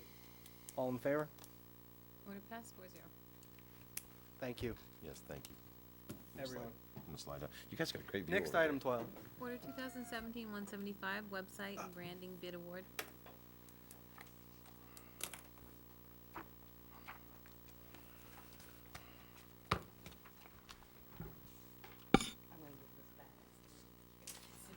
Oh, come on now, bust out a couple of little bars of Sweet Caroline for us. Yeah, there you go. Tracy Stuber, Economic and Community Development update? Director. What? That's what I was there you go. Thank you. That's appreciate that. awesome. Woo! 12 to 1, good guys for all of us that got drowned out. Sorry, Wow. Tracy. No, that's perfectly fine. As you know, I think we've been working on this project for quite some time now. Last year, council had approved to go out to bid, to do an RFP. As you can see the list, we targeted quite a few areas from Pennsylvania to California to Tennessee to Florida to Missouri to, Texas, and Bangor, Boston, basically all over. The RFP was advertised on our website as well as it was also posted on the Maine Municipal site, which I think a lot of those folks, that's how they kind of found it. Gave you a different variety as far as on price ranges, anything from $12,000 right up onto $65,000 in some of these bigger corporations and companies. We put out for RFP for both website design as well as branding. Thought the idea of them going hand in hand. With that being said, as we were looking at prices, we kind of looked at, all right, what would be this for website design as well as what would be this for branding. Council had approved $10,000. We've narrowed it down to, I think it was 4 companies. Then from the 4 companies, we narrowed it down to 2. They were brought before the LDC group, as well as we did another community group with different folks. From there, on the 2 people, we had some interviews, and we invited both companies to come in and do a presentation. From that, we went down to 1 company, and that was the virtual tours and schools, virtual towns and schools. And from there, we had them come in and do a presentation to staff, as well as, I think we did the outside community, didn't we, on that one? We currently use GovOffice. And now, within, as far as going out to bid, I had like a a folder of different folks that was interested, would always call and send us information. You look into, market or new website or whatever. So I had sent out a bunch of them. I had originally thought that GovOffice did receive something, but what it was in my contact was not with GovOffice, it was actually with the WebQA. The WebQA is the company that does our business directory, which is affiliated with GovOffice. It's kind of run through there, but it's a separate fee for that. So if you look on page 2, what we did is GovOffice did send some information. I spoke with them multiple times to ask more questions and get more information. So I took the cost comparison for the website redesign of Virtual Towns and Schools as well as GovOffice and tried to match them that would be comparable to one another. Diane and I also sat with Jody and Ryan, because Ryan has been pretty much our technology person here at the office. As you can see on how it's broke down with the GovOffice, they want you to sign a 3-year contract. Within the Virtual Towns and Schools, you're not obligated to sign a 3-year contract. But again, as a price, and I built it out for 3 years so you could see apples to apples on what that cost would be. Also, I had put on the current website, and then I had put in a lot of the information. Our website is very outdated. I hear this from everyone. It's over 10 years old. Even the GovOffice folks said the same thing. Find it very difficult as far as to find information. In fact, I was speaking with a business person today, and I went on the town clerk's site to get information, and I got lost in there because I had to keep clicking and finding it and digging and digging and digging for what I wanted. Twyla did give me a copy of it. I would have been faster had I just scanned it and emailed it that way than trying to find it on the website. We see that all the businesses coming into the area, just as you said, people coming in coming here for our trails. This is an opportunity to promote our community through a new website design. Being mobile responsive as well, and where they can just go and click and find more information. Also within your package, you received a couple of letters of other communities that have gone with this company. And it's worked out well. What I've seen in talking with some of these folks is that what they have found is that there's been more traffic now going to their website because they have changed it. Because now people go in there and able to find the information that they're looking for. So with that being said, one of the things that I pay out of my budget on a yearly basis, the business directory, that's about $1,400. That's a separate cost. The constant contact right now, currently, we pay $600. Then we have a hosting fee of $800. So between what Ryan pays out of the technology budget and what I pay, comes to about $2,800. So it'd be a savings just on that. Within that, we're asking council if we could award the bid of $9,000 to Virtual Towns and Schools for the website design and include the $6,000 for branding, which was what their original packet. GovOffice does not do branding. I asked them if they have branding with them, and they said no, they do not. Within doing that, there'll be a savings of $2,800 from the current budget, and then we request the approval of an additional $2,200 from TIF funds to complete this project. Within my budget, I had put in for advertising $5,000. So that alone would cover this extra cost. So what we would get for the town would be a brand new website, branding the community to go along with it. And again, whether it be the comp plan or anything else down the road, you're always able to make those changes, but you've got to start somewhere and let people come in and meet with the people in the community and give this community basically a brand to go along with all of the good things that are happening. So there'd be no extra cost in that regard. So it'll be a savings on that hand, and then the additional cost coming for the approval out of my budget that could pay for that extra cost to bring it up to $9,000. I just want to make sure I understood.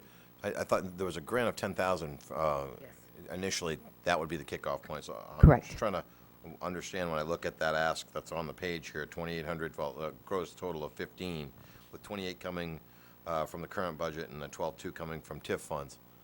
That would give us the branding as well. Okay, so how does the grant tie in, I guess I'm trying to understand. can So it's the explain TIF that. funds, yeah. Yes, it's, Because that was in prior year's budget. So anything that's not spent out of her budget automatically rolls into TIF. Thank you. That's Yes. how, so it'd be That's just what I as wanted to easy hear. for you to designate it out of TIF than for us to do an accounts payout. Well, it'd be easier than for you to carry it forward. I just wanted for the benefit of the That's- public to have the Yes. connect the Everything dots in her- moment that, right. yeah, okay. And she's got right now more than enough left over in her budget from last year. I'm a that's wise gonna go into spender. TIP funds, so there's plenty to do that. I just wanted to draw attention to a part of this, and Karen, I know, was there at one of the meetings. It's the agenda manager that I think is going, I know that Jody loved that part of it. she did. And I know it will help Dennis with his agendas, but it's just, once you start your agenda, it will automatically go out to everybody that it needs to go out to. And it's gonna save a lot of time, and then if you have to update something on the agenda, it automatically goes out. I think that's, for anybody who does agendas, that's gonna be great, and that, I just think People that would one sign up part of it for it and it all by automatically itself shoots is out to them. Recommendations. Yeah. Yeah, I definitely, Any discussion? yeah. Yeah, I got a couple of questions. Thank you, sir. I appreciate the redirect. The heartburn that I have with this entire process is the fact that we authorized $10,000 for the two, and I'm not seeing a quote that actually covers both. And Correct. then within that, I'm trying to put my head around how GovOffice that we actually have now would be willing to lose this, not work with an existing customer to give it to somebody else. One of the things that I'm looking at in theirs is, it's the difference between page 105 and 106 in our packet. $33.50 a year for a responsive design versus a premium design. What's the key components there that I'm The missing? key components that you're missing is what it includes. So on Yeah. the responsive design, you get less. So when we looked at that, what we did, yes, there are cheaper ways of going with the GovOffice for different sites, but you're not going to get the same quality or the same amount as what you would with the virtual town. And so then that was to bring it to apples, we had to do this, we did the pricing of the site that would bring us to that level. So if you get any of the extra items or other options, then you're going to pay an additional fee for that. Okay. So it's kind of like an à la carte. You All right. start off with your base, and then whatever other items you add to it, then you're going to pay a fee. So, that said, I get where we actually compare the two quotes that we're actually looking at based on your recommendation. My next question, I guess, would be the current complaints regarding the existing website is that we're outdated, difficult to find, hosting for $800, separate costs for the business directory that you talked about, separate costs for the contact, no citizen alert banner. Is that When you like an enrollment for things that actually go on? I know Lewiston has programs, several communities actually have them for, you can sign on for whether it be bid notifications or water outages. Right, We the just banner, communicate on if you that, look, if you look under the current website, what I did, so we had separate costs for business directory, $1,400. That's what we're paying now. So each one, Virtual Towns and Tours, as well as GovOffice, offer that at no additional cost. So when I did that, I took what we're paying out extra now and compared each one that they do offer that. So with the citizen alert banners, and that would be like a banner that comes across, for instance, if the water line breaks, God forbid, I know. But if it does happen, then automatically you can kind of post something out there. I do know that we did have Bill with the water department as well, and he felt even with water issues and those types of things that was very comparable to what they needed. So there are some similarities as far as what each of them offer, but it's more of the response time. The Virtual Towns and Tours, one, they come in and they basically the training on site. They're local, they're in Massachusetts. The other one is off in, I think it's Missouri or Wisconsin. So again, it's the quick view of that. When we spoke with the folks that have purchased the virtual towns and tours and schools, the response time, as far as if they have an issue, if they've got a question or whatever, it's just automatic. You know, they've been really, really good to work with. So it was trying to, again, you know, look at that, the no online forms, bids, RFPs, report a problem. They each offer that as well, but they're a little different. The Gov Office has what they call super forms. Now, within the super forms, I went in and I checked out the super forms. So it's kind of like where you would, you know, it's basically a form that you just fill out all the information and then it gets sent to somebody as far as an email. When we looked at some of the virtual towns and schools, I think some of their forms was just a little bit better crafted, I think, as far as on, you know, than the ones for the Gov Office in doing the comparison. A lot of it is just the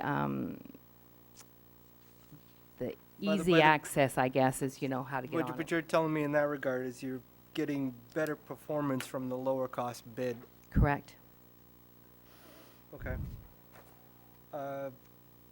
Bring me up to speed. You mentioned it when you mixed the dialogue again. We went from branding and a website to website only. How did branding come back into the discussion, and are we getting that? In what form? It was always, when the RFP, it was kind of bid as separate. What would it be for a website? What would it be for a brand? And so when each company had put in the RFP, we Right. had it separate costs.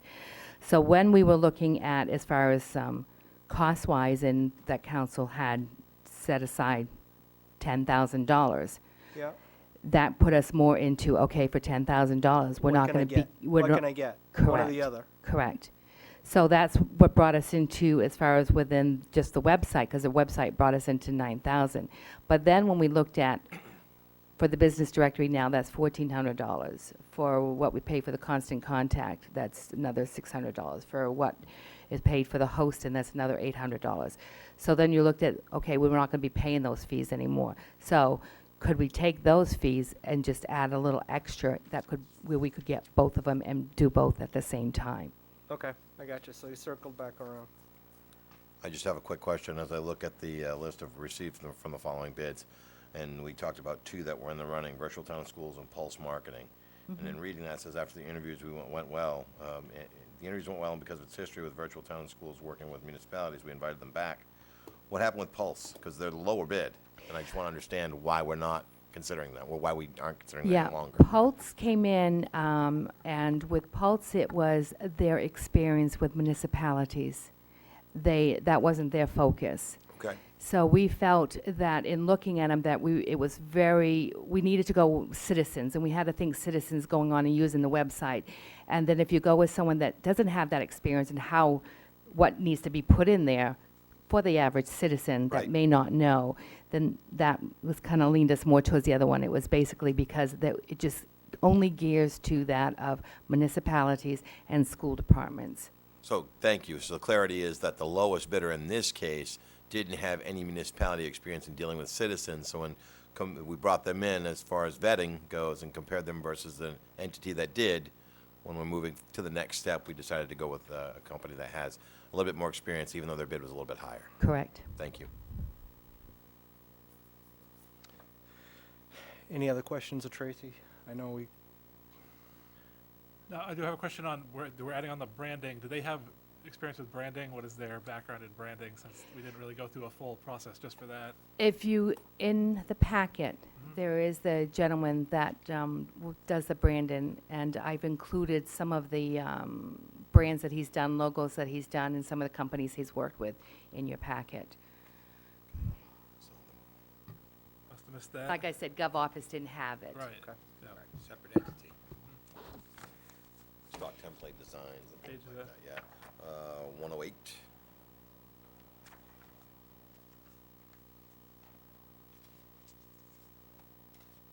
That's just talking about, I don't necessarily know. Yeah, if no, that's- that's the Gov Office one. Yeah, I was gonna say, I I mean, I'm think looking that's for the branding stuff, which would be, So you know, if you logos. go and- on page, when you look at virtual, That's not, they've got different page numbers. oh, they do. Okay. yeah, we get everything. So ignore what you've Yeah, given us. sorry, It's yeah. combined for the scanning. Oh, okay, so within the virtual towns, Oh, that was before, this Paul, Paul Mahian, yes, Paul. try 73, 72, I'm looking at them right now. And 71, it looks like there's a kickoff point. Thank you, Norm. No problem, glad to help. Yeah, page 70. Okay, yeah.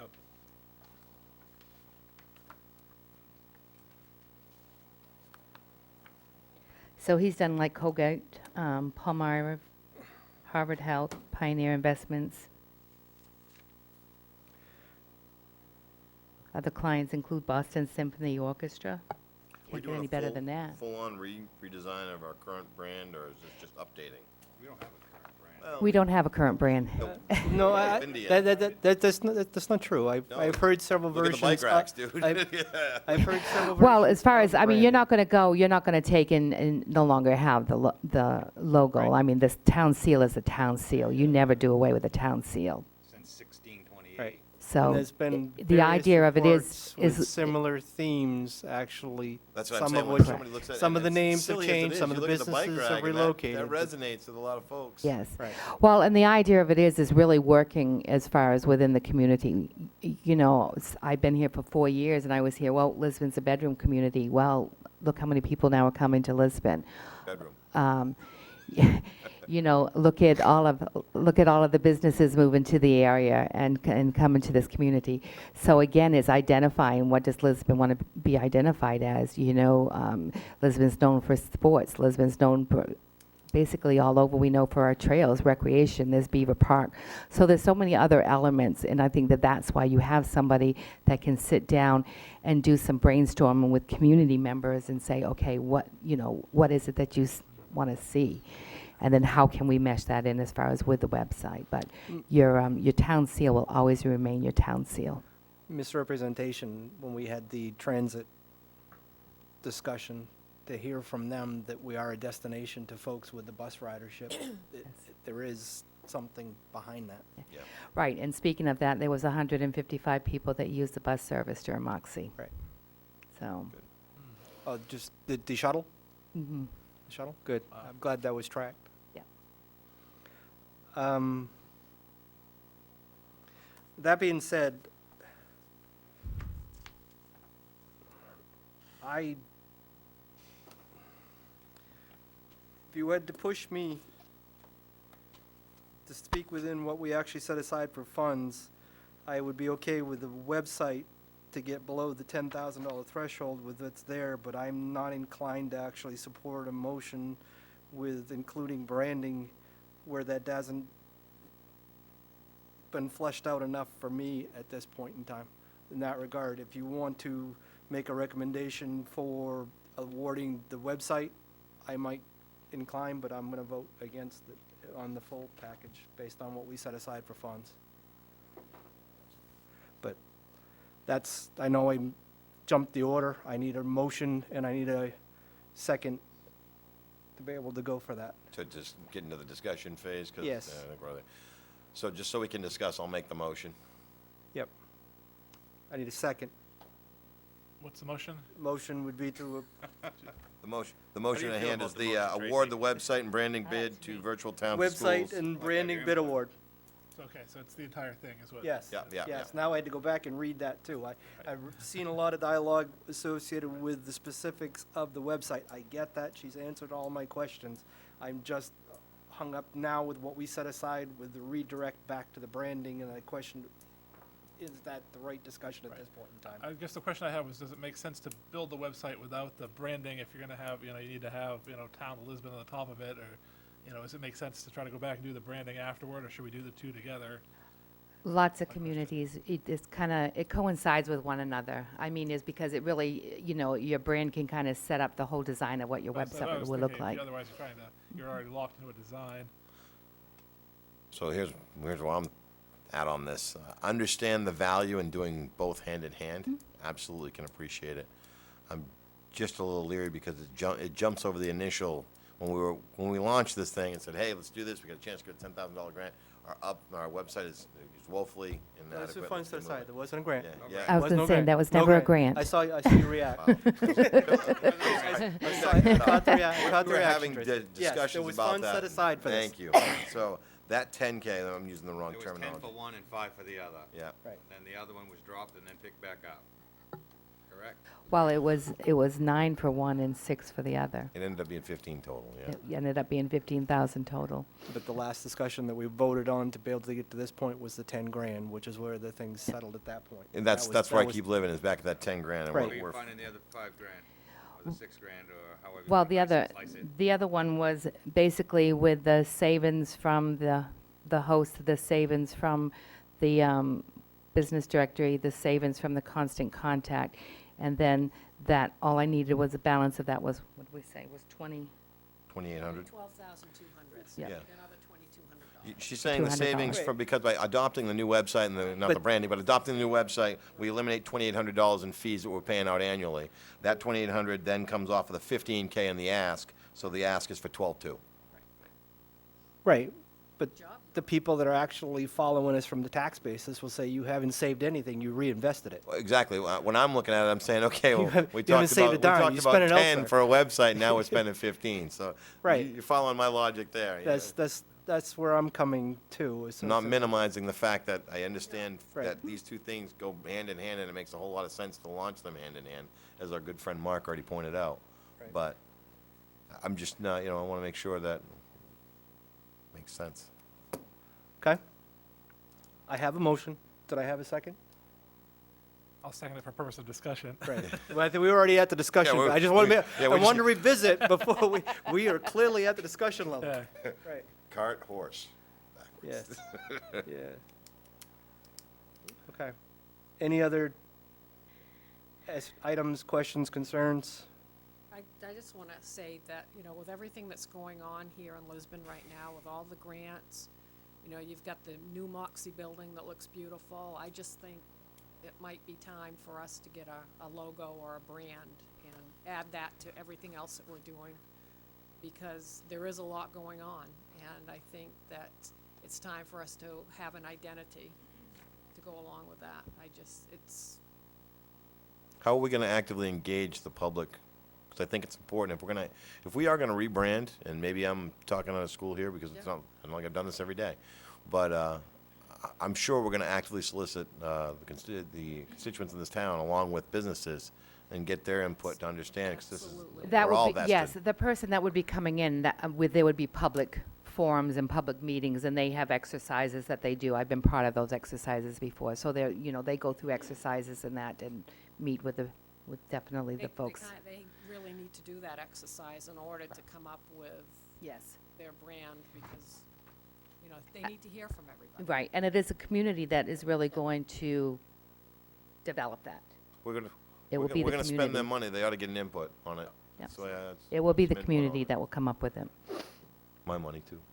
The thing that's troubling me is the definition of what branding means, what falls underneath that bucket, and being able to put my head around the dialogue. Like I mentioned originally, is that I have no issue associated with the website if that truly is something with saying, but being able to circle around to what physically falls under that quote branding, that's where I'm not there to understand that yet, to be able to weigh in on that for a discussion item. So I have to say no on that piece.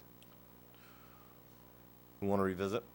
And I'm not saying to revisit, I just don't, give me another understanding. What are you talking branding? You talking physical presence? You talking our emblem? When you talk branding, what are we known for? We're known for recreation, we're known for these kinds of things. What else is gonna be, are we talking a visual the- representation of that? I don't get Yes, it. basically, when you look at Brandon, especially along with the website, it's going to be, it will be that. So you'll look at it, what would the tagline be? What is it, when people go on and they're going to make a reference.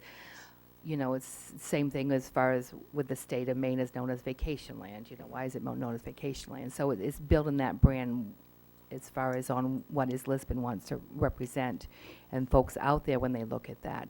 So it would be that. It would be that on how we can do it. We need wayfinder signs and those types of things. There's all kinds of different avenues that you can look at in the way of branding. It gives you the identity that sticks in people's minds.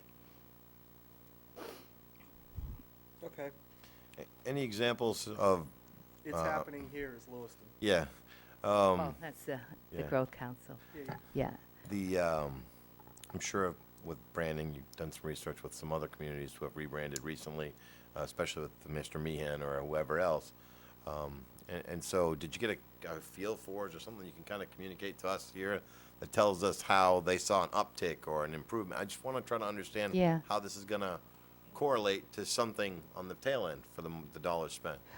Well, I know, I mean, Diane, you went through this up in Callis, and I guess you can speak from that own experience.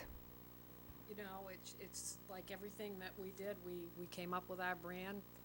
I just looked it up today to see, we had a tagline, commerce, I can't remember now what it was all C's, but, and when we did it, we tagged on to St. Stephen, New Brunswick, because they were our neighbors across the river, so we had this really nice logo, and it had like the river going in between, so you had Canada on one side and the United States on the other, and that went on every single thing from our letterhead to our vehicles, and that's what we were known for. And if you put up any banners, that kind of stuff, and it talked about what your community is. One of the things that it's no different if you go in with different departments and you see letterhead. Do you see any consistency with any of the letterhead, or is everybody's different? You want me I to think answer there's a that, tagline. working in a municipality? You want me to answer that? Because it's not positive. They are all different. Yes. So, you know, and again, it's just streamlining things. It's just making everything so it's just kind of consistent and flows, and that, yes, this is, Yeah. this You is, know, it's your tagline, it's what your community represents. So when somebody goes onto your website and they see what your tagline is, that's what this community represents, and it's the community that decides what that is. and they won't mix it up with Lisbon, Portugal. Yeah, we haven't That always managed happens our often. Never heard back from reputation those very people well. either. They contacted me the one time. I guess I'm just not that interested. Yeah. I mean, if you wanna just go with the website. It's up to you. No, I get it. branding I get it. I another get it. time, that's- But we have a motion and a second on the floor. That's why I wanted to actually at least get into the dialogue side of things. And I think I'm in a different headspace, so I know where my vote's going to be, but I don't want to derail the No. discussion. So do that. You know, tonight, one of 'cause the it'd be things too that- much Oh, discussion. quiet one. One What do you one got of the over there? things of He's saying putting too much discussion. I know what he's saying, and I appreciate his perspective on that. one of the things of just kind of putting that back together is because of the opportunity of the savings. I mean, Right. you know, we're going to see it now. Where down the road, if we go back out, we're not going to see those same types of Right. savings. Where I was so good with my budget, and you know, it's those funds can be there. They are That's the one-time fee. It's gonna happen. correct. Right. Spend now or spend later. You may spend more later. And not only with that, but again, you know, within the budget, advertising and marketing is a big key in economic development, because the other thing with these sites that I'm seeing is that they're using it as an economic development tool to drive people and to drive business in that to the website as well. So it's a way of us putting information out there and doing it Right. just in a clearer way, I guess. Any other discussion, guys? Are we prepared to vote? Yeah. Okay. Okay. All in favor? All in favor of, All in favor of? all in favor of both, or all in favor? All in favor of both? It has Just to be, the it way has it to would- be the one, yeah. it has to be The way that it was presented. Yep. Absolutely. My headspace isn't there, so I am opposed. This passes 3-1. This doesn't pass. Doesn't We don't have a pass. majority. We don't have a majority. That's right. 4-0 vote to That's pass why I anything. didn't understand why you were voting, Yeah. because you already clearly Yeah. said you were saying No, no. Yeah, that's why- It doesn't make any difference That's what why I we're went, saying, because all it takes is I one went of us to to say I went no, to and table, you but go it's all right. vote. I think we all know where it's at. So I think that, you know, we can. Can I have a second motion to table this for the next meeting to actually have a larger party? Can we? I'll make a can we motion do to that? table it. I'll To second table- that motion. To table for the next Twyla's- agenda? It's over. Yeah, I think it's over. Does The motion failed. You killed it. Yeah. They can bring up a new can bring it up topic again. again Yep. and decide Correct. Yeah, you're done for the night, sorry. Thanks for coming in. Fantastic discussion. Good job, Alan. Next. Right. Da-da. Not my best work. Da-da-da. So Mom will that's- watch it Friday night, she'll love it. so I guess can I ask for clarification on that? So does that mean we bring this back, or it means that I think What's we gonna- get that's no what's gonna happen. That's website? what's We gonna get, happen. I mean, Let's put it on the next bringing agenda. it back is We'll be probably back. the. Put it on yeah, another so agenda. Okay. At this Very point, good. yeah. Coming For soon. this one, no go, but I think bringing it back is Thank what you. we're all thinking. Yes. Thank you, Tracy. Talking about August 1st, Yep. 2 weeks. Yes. 6 of us. Thank you. Or 7 anyway. Correct? We got room over there? Yes, she does. Next item, Twyla. Moving right along. Order Thank you very much. Thank you, Tracy. 176 Canal and Main Street paving. Welcome aboard. Hi, Thanks for hanging out with us. Ryan Layton, Public Works Director. I'm here because we paved Main Street and Canal Street, and the original estimates that we had were low. So the final invoice we received from Crooker was higher than what we had planned on by about $28,000. 12. No, 12, no. $12,000. It was about $21,343.63 more than what we had anticipated, based on estimates that we'd received from our counterparts at DOT. So we're here to ask permission to pay the invoice, since they did the work, and utilize the funds from the MDOT carry, well, it's not a carry forward yet. Just the MDOT match The MDOT funds. match funds in the previous year.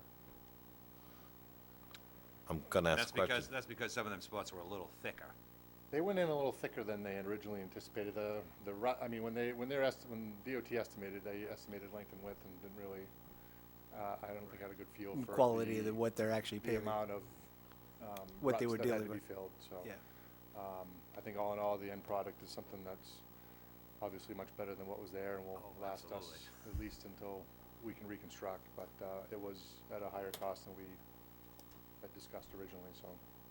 Thank you for the clarity on that. I think that's important. I'm glad you jumped on that. Oh, yeah, yeah. I need a motion. Are you gonna have any discussion about it? You know where the money's coming from?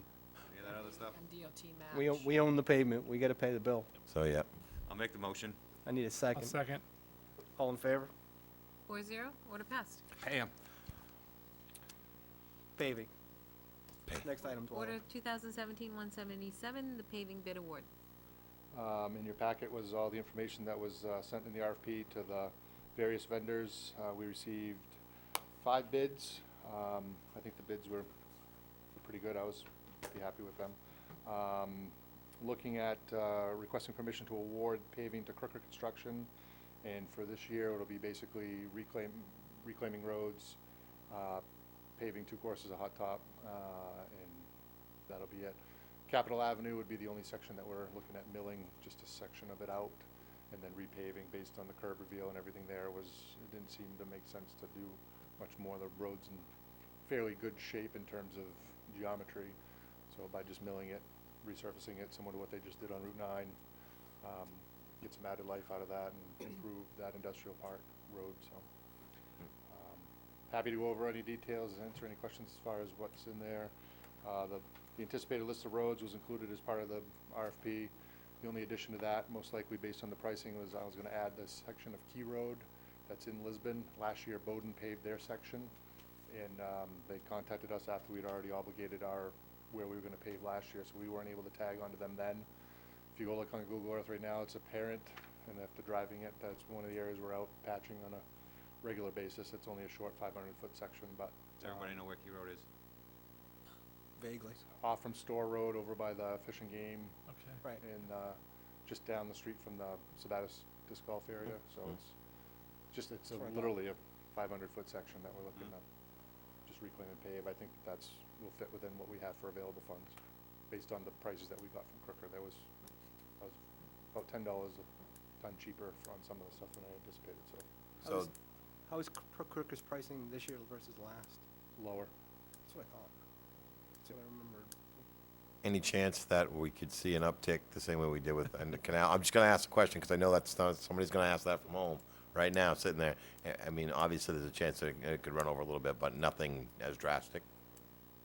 for what we're moving, I mean, what we're doing now is Crooker and I will, I mean, once we have, the way we've handled it in the past is once the paving contract is on board, we go out and we, fine tooth measure everything beforehand.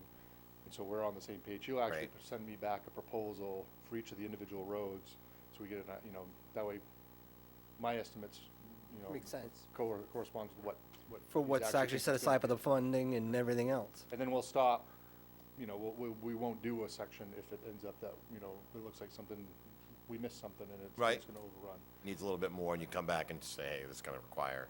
Running back through based on the estimated tonnage that I need for everything and, the cost for the reclaiming and the whole 9 yards, I think that the roads that we had selected this year were gonna be in real good shape, because my ultimate goal is not only to do the roads that we indicated there as well as Key Road, but also do something with the front of MTM, because it's been a bane of my existence for a couple of years. Needs a hug and a kiss. Hey, It does, so. Nason and Ferry Road. That's on the list, Nason. It was. Yeah, the only issue we're gonna have with Yes. Nason, and I'll be back for permission more than likely, is to line a section of Nason Street. The section of sewer on there was originally incorporated as part of the sewer project, overall sewer project that we've been discussing. We have cambered it, and that section, it looks like it'll be a candidate, so we can line it, so we can line that hopefully ahead of time, and we'll take that out of the sewer part of it, but. I saw a mule Cross train. Whitney, Good there. Whitney and Madeline down in there as well. Yeah. That far end Right. corner. And they all kind of tie together. That was the, Yeah. kind of the Yeah. goal was that, Yeah. once the paving guy gets moved in, he likes to, Keep it that'll really rolling. to tie those three together easily. I went by that Nason and Ferry Road there, and it's cool. I saw a mule train going to the bottom of the canyon. I'm gonna, Make a motion? make the motion. Second? Second. All in favor? 4-0, order pass. Nice Thank you, Ryan. Again, nice redirect, Mr. Brunel. Order 2017-178, bid items. It is the first meeting of the year, so here to ask permission to Buy stuff. spend some money. The E.T. Smith Hose Company floor, we talked about that, and it's kind of that one's really kind of a big question mark. I'm gonna work with Sean, kind of come up with a game plan there. The server software upgrades, I'd like to put that work out to bid. Quite honestly, I'd like to put out the materials only part of it and work with our current IT vendor to do the installation, similar to what we've been doing with our engineering firm. Basically, we've got our technical people in place. I'd like to be able to just bid out the software from various vendors, see what the pricing comes in, but I want Roundtable to be able to do the installation, since they're the ones that handle the network and the whole 9 yards. So Right. I'd like to clarify that portion of it before I put it out to bid. And then the last thing was, we had budgeted for a used Public Works pickup truck. I will say that working off the last few times we bought used pickup trucks, which most of them have come, well, they've all come from the state auction. I thought that by doubling the price we were paying at the state auction, we'd have a pretty good budget to be able to find something. But regular cab, long bed, 4-wheel drive, 3/4 ton pickup truck. A rare breed, apparently. They're not, I think if someone buys them, they run them until you don't run them anymore, so. $17,000 is not enough.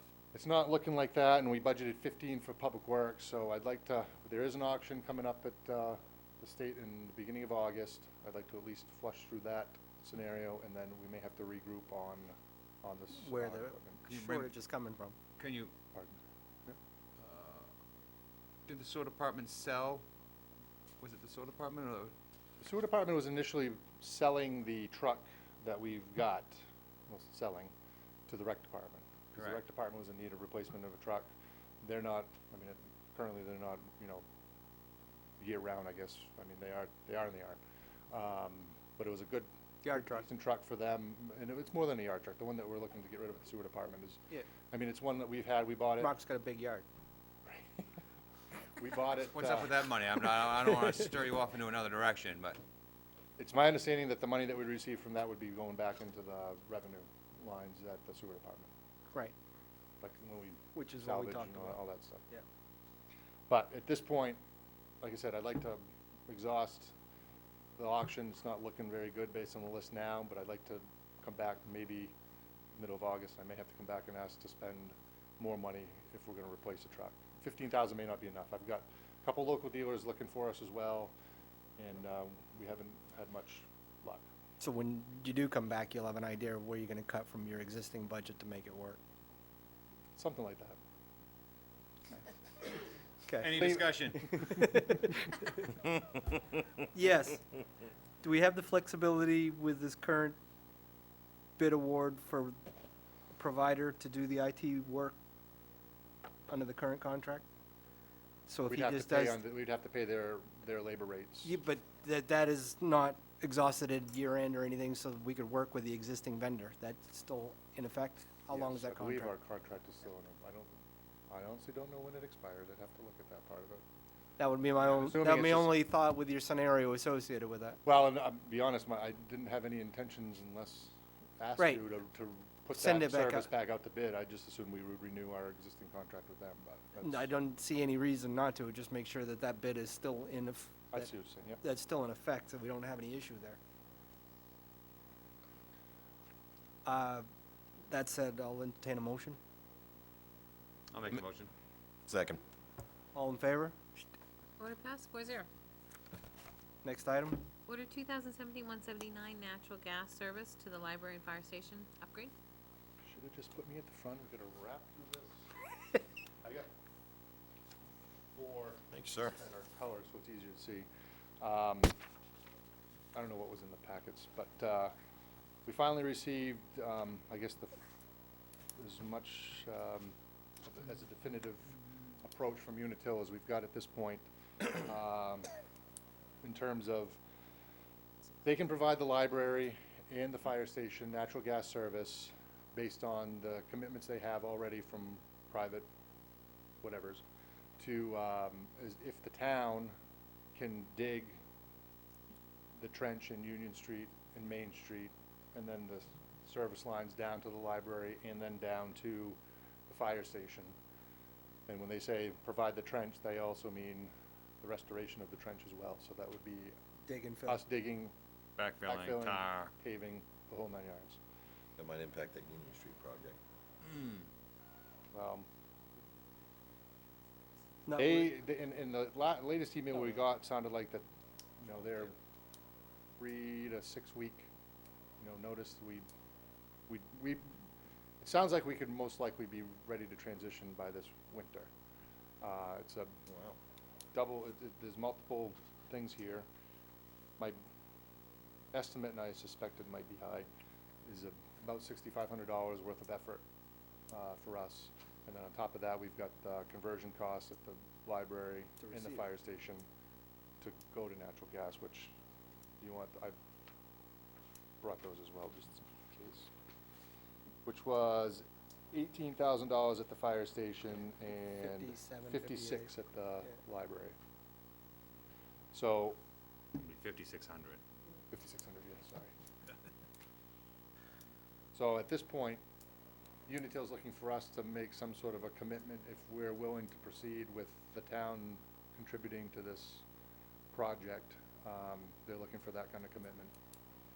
I think there's still a few balls in the air that we need to settle out with them, in terms of Unitil? actual, specific On logistics, what that means. logistically, but they want to know if the council is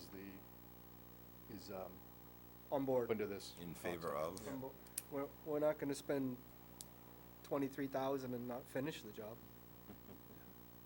Well, we haven't spent anything. Well, we committed to 23,000. The flip side of that is that you wait, Yeah, and yeah. then they provide the service at no Right. charge, because that's, My that's the question- ultimate goal. My question to you is we have commitments from East Craft, Harris to You, Drapos, Costumes, and University of Maine Co-op, that they've signed any easements that we have that need My it? understanding, he has, I didn't write during that email with me, the last email was that he had easements from everyone but 2.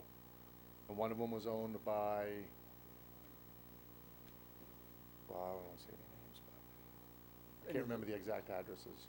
But one was Drapos, and Yeah, one was yeah. Conroy. Right. And I'm not sure, I'm just not sure which property, I can't remember, I don't remember the addresses, I'd have to look. But So what's the rub if we can't get those easements? we're not able to do anything until he has the easements anyway. Right. I mean, that's, the biggest question It's all is. what ifs. Right. So we're saying, Yeah. the money's not spent until the easements get done. Right. It's that simple. Right. And the only question is, do you want to spend an extra $6,300 to get the service, or do you want to just say, we'll wait till you have enough customers to provide it to us free of charge? Town's investment downtown to be able to make this happen, I would be inclined to say spend the money. And the flip side, and I'll be honest, not to play my own devil's advocate, but if we don't sign on, does that mean that they don't then have enough consumption to be able to provide it to those folks? We're starving the other business. Right. That was- Right. Before us, So that's part of our conversion cost is what we've committed for the ones upstream, plus this $6,500 from your estimate to make it happen for the businesses that want to connect Ones along the way. That are down. The savings for the library, maintenance of the library, and the, not maintenance, but cost of heating the library and the fire station will be, the savings we realize off of making this transition will be pretty significant just in the first couple of years alone.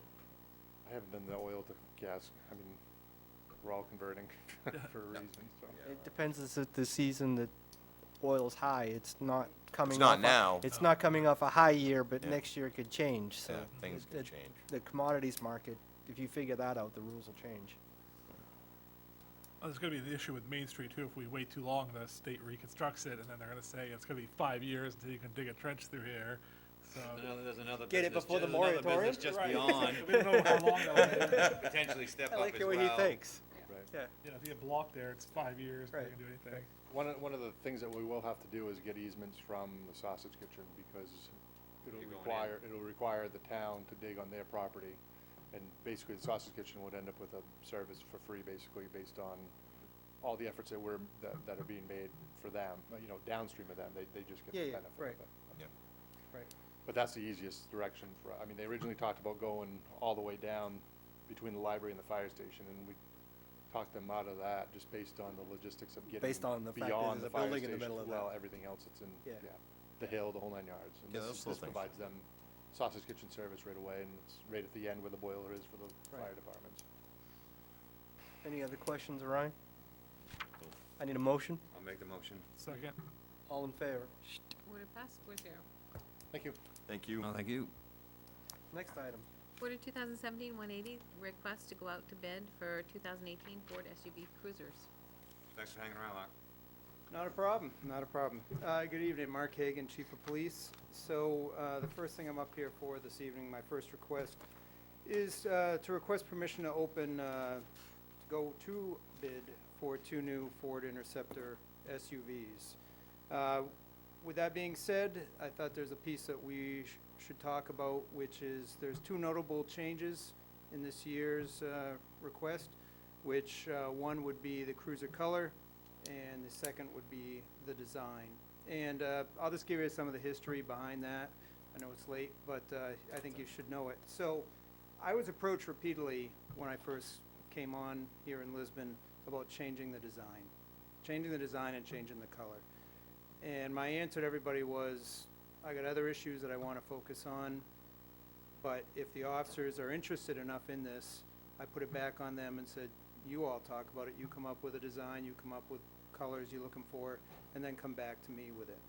My big things, if we're gonna change, or my big thing with any cruiser is, I want it to be visible, I want it to identify the agency. So, visibility for emergency purposes. So, if you notice around, some of the other agencies around us are going to low profile, they don't have lights on top, they're in the windows.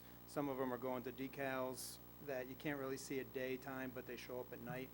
To be honest with you, I'm not interested in that. I'm more interested in people seeing us. I don't want to hide. I want people to see us, whether you're the resident on a street that sees us going by, or if you're people out driving past. So my big things were, we were going to have light bars on top, and we were going to have reflective stickers that you can see all the time. So with that being said, the officers have gone back and forth over the last several months, and they've come up with a design. I kept my mouth shut, I kept my opinions to myself until they actually finally came up with something. And to be honest with you, after they've all voted on it, I agree. I think our current cruiser design's a little outdated. Actually, it's a lot outdated, I think. And I like the design that we've come up with. I asked the company that does most of the lettering for the PD to show us a design, and then I also attached the original cruiser design that the officers saw that they really liked. So you should all have it, but I have a copy if you'd like to see it. So that's what they came to me with. I agree that I think it's 148, a good 149. design. If you don't have it, I can, No, we got it, Mark. okay. We should have it. Yeah, we do. We do. So I think it's a good design. You can see the town of Lisbon clearly. We identify ourselves. It's got the American flag on it. We have the emergency call 911. The officers really like, and I do as well, the blue line that's running down the car from the front to the rear. And basically, just so you all know, that's a symbol. I know it's in my narrative, but everybody doesn't know that. It's a symbol that commemorates the fallen officers that have been killed in the line of duty. And it also shows support for the officers that continue to serve. So that was important to the officers. I think it's nice on there. I think the cruiser looks professional. And So no you may more, have some questions, but that was my request. no more money than the other way. No, we actually may save money. When I was going back and forth with the people that do the lettering, they said this design is actually simpler, it's more basic. So they didn't make any promises, but they said, but at the end of the day, it may actually save some money. I like this design already. You have a color printout? We only have black and white here. I'm just curious what it would look like in Yep. color. Well, this is the Yeah, actual, yeah. That's, that's a photo of the actual car that the officers took the design from. I do have a photo printout. The only thing with this is the rims would be black like all the other cars, because that's a cheaper way Somebody to go. locally has It doesn't one. have a light bar on it, Some- but, Sorry, to be Mr. honest with you, Thompson. I was just Thompson. asking, I was asking the people that do the design to do something up for free for me. That's what they came up with. I wasn't gonna make them make a lot of changes to it, so, big fan of that blue line. I love that. It's a great idea. yeah, I think it's a nice design. I think it's professional, and I think it covers what we're looking for, what I'm looking for. It represents Lisbon, and it's, it's got a good design. It'll be safe. All right. Need a motion. I'll make the motion. Second. Both. Go out to bid and color change, if that's what you're looking for. Design Standing change. up. Or Much design appreciated. change, I should say, not a color change. Yeah. All right. Design. Cruiser color design and, yeah, design. change. Everything he So, said. Yes. Make the motion. I'll second it. All in favor? 4-0, order passed. That's much appreciated. Thank you. Thank you. Next item, 12. Order 2017-181, the radio system upgrade. All right, now with this, I'd like to give you a quick update and then make a request from you folks. So, as you're aware, on Route 9 or Ridge Road, depending on what people are calling it on any certain day, we have a significant amount of our communications equipment up there at the high points on the hill. And a good portion of the communications equipment, we need to upgrade it. I've talked for 10 months about this. Problem with upgrading it is we can't keep it in the same boxes that they're in right now on that utility pole, so we need to go to a small, we're looking at an 8x8 shed. The pole that everything is currently on is on private property. It's not ours, and we've had some discussions with the owners, but one option came up. I reached out to MDOT and asked about their right-of-way, which we originally thought everything was on, but it's not. So I met with the MDOT engineer out there. I filed a bunch of requests, showed them what we want to do, and they have agreed, and we've received approval to put the building in the right-of-way out there. So that was a good first step. There's a number of other items that we need to do to finish out what we want to do to upgrade our communications this year. And, it includes moving that utility pole because it hosts our equipment and it's on private property, so we need to get it off there. We need to prepare the pad for the actual 8x8 structure. Public Works has generously agreed to do that for us. We need to acquire and place the structure. We need to move the old equipment and install some new equipment. So basically, we need to move that pole. We need to keep the pole because it's got some antennas on it. We just need to get it moved roughly 10 to 15 feet, just a little further down the road. So, and then we need to take a lot of the equipment off it, put it in this 8x8 structure, and we have some new filters and so forth that will be going in there. As well, we need to add some equipment to the Water District Tower on the west side of town. The list goes on and on. There's a lot of little small steps here that are going to upgrade our system. The request is this. I'm requesting the town council forego the bid process requirement for the remainder of the radio system upgrade. As you all know, the town has a rule that says if you're gonna make a purchase or enter into a contract in excess of $5,000, we require a bidding process. My argument is, we're not making a single purchase of a vehicle or a piece of property or one set thing, and we haven't entered into, nor do we plan on entering into, a contract with Dirigo Wireless, who is our communications company. We're simply making some upgrades to our system that we've been talking about for 10 months. It's a series of upgrades to our communication system, and it's multiple small steps, some of them I just mentioned. The largest single expense that we have here is probably purchasing the 8x8 shed. And we can do that, we can take care of that, and we can do a bidding process for that. That's not really an issue. You know, I just don't think this upgrade falls under the purchasing rules, and I think it's gonna cause unnecessary delay and increased project costs. And the reason for that is, first of all, we don't have bidding specifics that we One have to vendor go doing by. the whole thing. One vendor doing the whole thing, yeah, it would go up. Yep, you want me to stop talking? No. Oh, okay. No. All right. No. I was, I thought I you was were telling nodding me- along with you, sir. I'm done. Not at all, not at all. Okay, all right. So, we don't have bidding specs. We have just been dealing with Dirigo Wireless since I started here, and they've been talking about a number of changes that they think are gonna help our system. So, the first thing we would have to do if we're gonna go to bid for this whole project is we're gonna have to pay somebody to come up with bid specs, because we don't have any. Dirigo Wireless has just been telling me what they'd like to do. There's a reason I'm a cop and not in communications. I don't know half the stuff they're talking about. I'm trusting them because they've been our provider, and they've proven that they'll work with us. We've had a number of budgetary issues that they've been working with, as well as the Water District Fire Department, everybody. So I think they've proven that they're willing to work with us on this project. I don't believe they're gouging us. My other concern is if we do pay another company to come up with bid specs for this whole project, if we go to low bidder, we're gonna have some company coming in here that doesn't really have any ownership of our property. They're just gonna be paid to move everything from a pole into a building a few feet away and leave. And then we're gonna ask Dirigo Wireless to come back in and make sure everything's been Clean moved it up. correctly. And that's what's gonna happen. There's gonna be issues, and you know, the argument's gonna be back and forth. Well, you paid the lowest bidder to come in here and move all the stuff, and they didn't do it right. So That would impact officer safety too, wouldn't it? the whole reason we're even talking about this is because of officer safety, and it will. So I think it's a burdensome piece to have to follow for this, and to be honest with you, I don't think it even follows For into no that. This is benefit. a number of small steps. For no benefit. That's where I think, I'm afraid it's gonna actually be, not no benefit, it's gonna be even worse Right, for us. right. So, My question I guess I'd have is, any of the additional items that you mentioned tonight that weren't in the original scope to get us to the discussion through the budget process?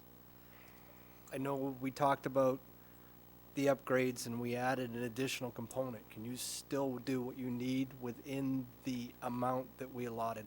yes, sir. All right, discussion's over. Yeah, win right there. I make the motion. Yeah. Well, before that, we'll move on. I just wanted one thing. So we're not going outside of charter then on this? No. We're okay? We have discretion if there's, I heard there's- that. if I there's just want to re- make sure before we right. put this thing out over there. Okay, good. Any one item that's 5,000 or more, he will, Yeah, no, like he said, the shed, great, will great. go out to bid for that. Okay, perfect. That's great for me. I'll second that motion. all in favor? Order passed, 4-0. All I ask is don't block the sight lines from my driveway if you move that shed at all. We'll stay Right, clear. I'll be complaining to We'll stay DOT clear. if you put it too close to my driveway, so. Right I away. think that actually belongs to your father, but Yeah, we won't have that discussion. Well, he'll make this DOT. Thank you. very File it much. next. Thank you, Thank Chief. you, Jake. Are you gonna pick the vinyl siding? You could just actually spell out a message to Mark. It'd be bright believe- moxie orange. There you go.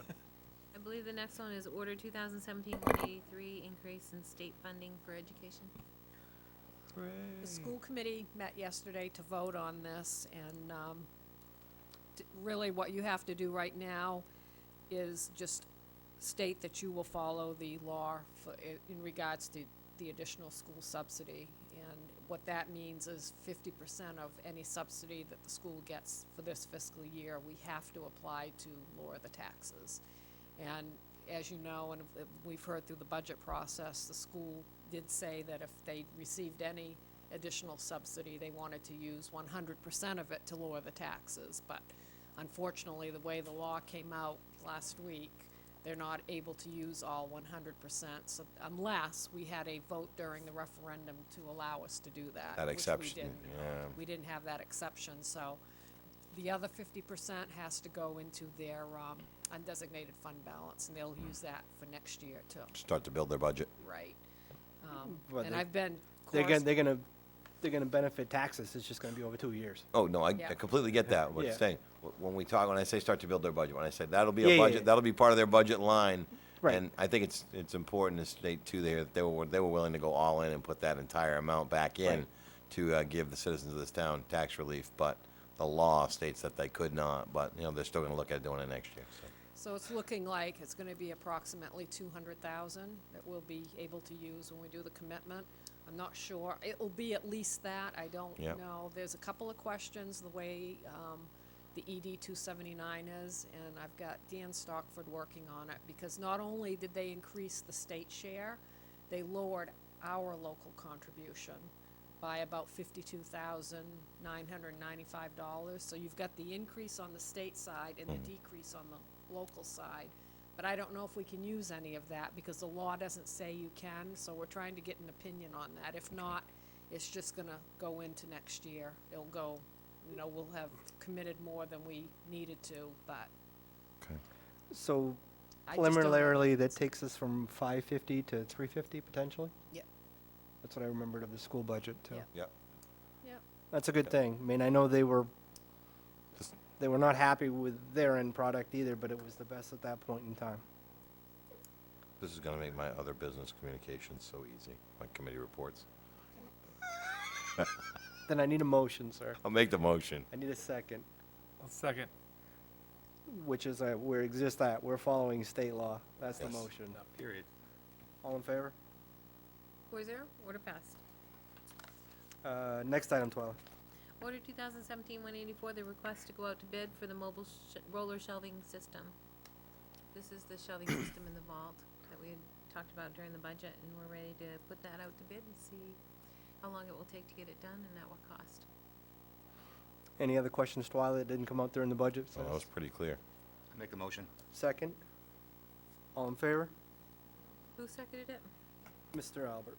Okay, 4-0, order passed. Next item. Council committee reports, school, Counselor Albert. You're up, So sir. Diane stole my thunder with the school committee report. All good things there, so I won't beat a dead horse. Planning board, Mr. Niesall was the lion's share of last meeting Thursday night. They recognized him for his contribution to the planning board.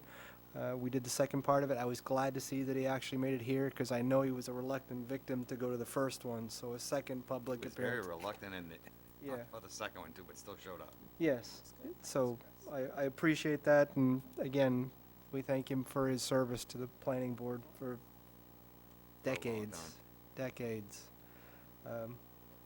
Water is, Chris is not here, so moving on, LDC again. Yeah, I'll just do a quick LDC update. Obviously, we haven't had a meeting, but I can say, and I would like to take a moment to recognize all of the folks on that committee and their contributions up to this point on this particular project that has been the topic of many discussions now. And I want to say, I know that sometimes we all tend to take a look at when we're in a room and we maybe don't have the same opinions and it can get a little contentious, but I know that we're all grinding towards the same result, which is just an incredible downtown.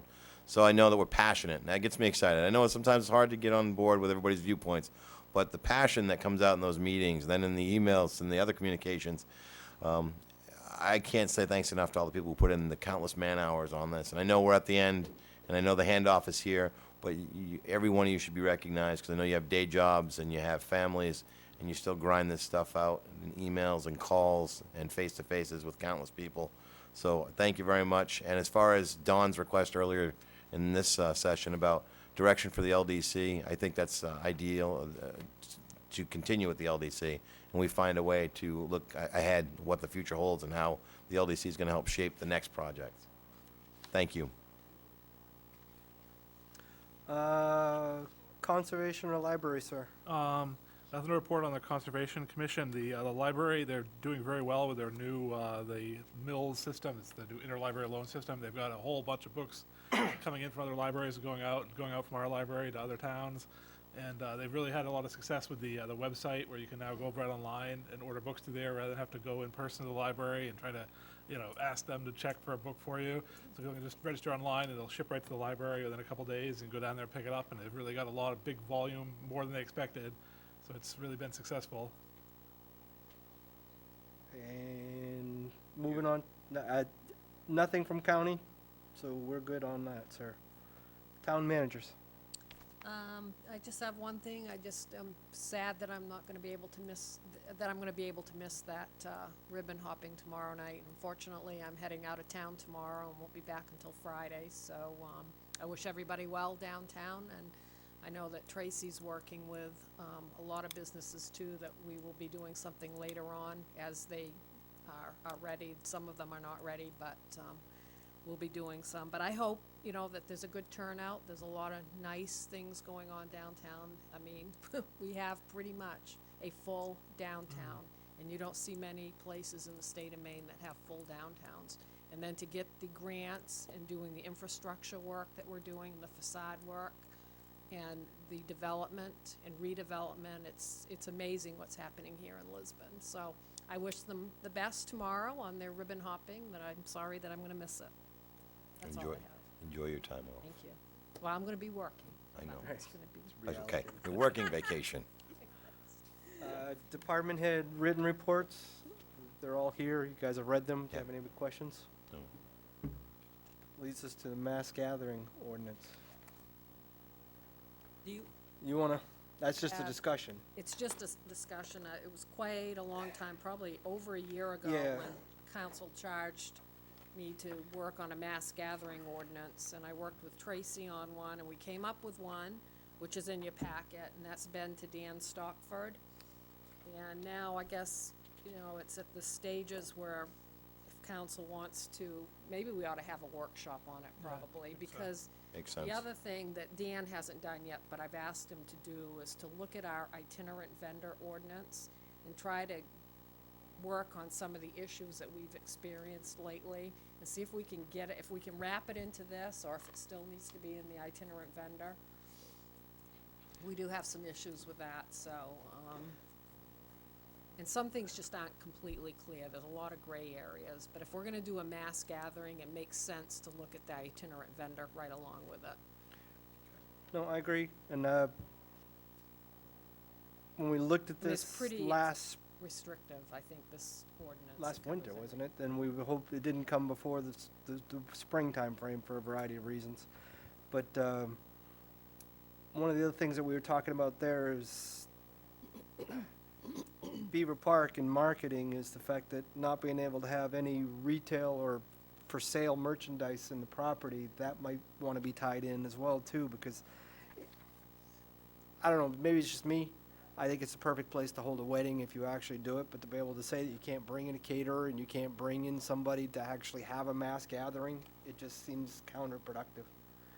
So being able to encompass that, to be able to have that, to be able to promote an area that within our community, I think it's a glaring omission to what we set out with. And I think if you do have the, workshop on it, if we could just wait and schedule that when Dan has had time to look at the itinerant vendor, so that we can do it all at once. Can we try to end of August versus September before? Yeah, can we stay away from the 8th? I've got something going on. I gave you options. I wasn't nailing you down. I was trying to give you flexibility is what I was trying to do. Where I was going with that is, stay away from election season, stay away from budget. That puts it in that time frame, knowing that we also heard tonight pretty disheartening discussion from Lisbon Emergency that we need to put resources to having that discussion We're play gonna out need to too. have a workshop on that, too. Yeah, it's going to need some immediate attention. that's a real discussion that needs to be flushed out for all of our options for this community. Right. Anybody not okay with that? Content's there, gives us time to be able to absorb, regroup with what actually people are hearing, and then get a few more folks involved in the discussion. Do you want to set workshops, or do you want to wait No. till? No? No. No? Right now, you said Dan wasn't prepared to be able to do so No, for us. but I didn't know about the other one, the Lisbon emergency, if you want I, to. what I would say on that is we need to find what would be our next course of action? We need to hear, off the cuff. What I would want to do What is next. Chief Gallipo or other officials be able to actually say, what are our options to be able to look at those kinds of things? Because does it have to go out to bid? I know you said that it's best to work within our existing vendor because of the nature of it, and we would be better, so that's the direction. But is that our only direction for level of service, or is there opportunity as well within that? You know, because I know it's all centers around the fact is the loss of control, but the loss of control here is a $125,000 discussion item right now. So, and they need a commitment for us, clearly by fall, are they gonna be getting nervous as hell? Party language, sorry. They look pretty nervous right now. Yeah, they weren't feeling the love, no, absolutely. I think probably one of the next steps is to reach out to another service to see, you know, if we did go down that road, what it would look like. Would they be able to put an ambulance in this area? That's the only way to try to get that apples to That's apples, just, which, I think that would be the next step, to just do that and see what they say. Can you I can do that. I put, can- well, do so, and also what I would say is pick the public safety people's Yep. brains, talk to Chief Hagan, talk to Chief Gallipo, what are our options to be able to look at that? I know you've got experience in your wheelhouse of doing this from a perspective with the community, with an ambulance service, so see what other people would bring to that you might be missing, because I guarantee you're probably more in the know than the four of us sitting here tonight. So, I just know that the way that they discussed it, I mean, ceased operations as of end of business this year. We have to take it dead serious. Yeah. We have to be on board and figure out what we're doing. especially the fact that by the 31st of this month, that Bowden will have heard the same thing. Are they going to want to be a business partner in that active discussion? So we've fleshed out some of that kind of detail. And then we, yeah. We cool on that? At least it gives us a few options that kind of reacting to what was the hand that dealt, but at least we're assisting with the hand that has been dealt. Might I make a comment? A lot of the service that they do provide now will fall on the fire department. We will have first responders out constantly, where they would normally have been handled by the ambulance. It'll be the police and the fire department will be doing the first responders, and we'll have somebody from out of town, like United, will be coming in. And there's the time of response to consider too. If the town is. Agreed. If we're going with a different level of service, absolutely. I was trying to, yeah, we were with you. One way or another, we're gonna have to pay to have the service we need. Now, Right. it's a case of, can we buy it from them, or do we have to buy it from someone else? Right. And they at least are here, and they're part of the community. Right. Have been since 1976. Business partners. One basket of goods, folks. Moving right along. Next item, Twyla. Audience participation for new items? Anything you guys didn't say already? Moving right along. Appointments. Order 2017-185, the Cemetery Committee. There's 2 vacancies, and there are 2 renewal applications, one from David Mailhot and Lucy Couture. Renewals, absolutely. Need a motion. And I Make a go motion. Second. Yep. All in favor.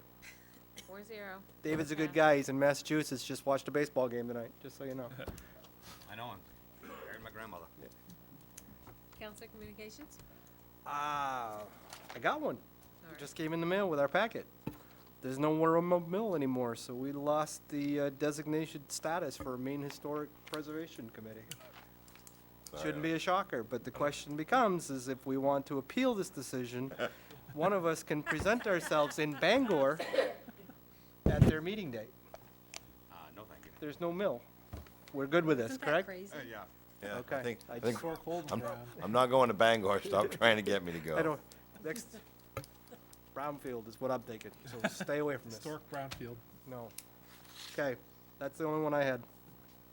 So there's no executive session?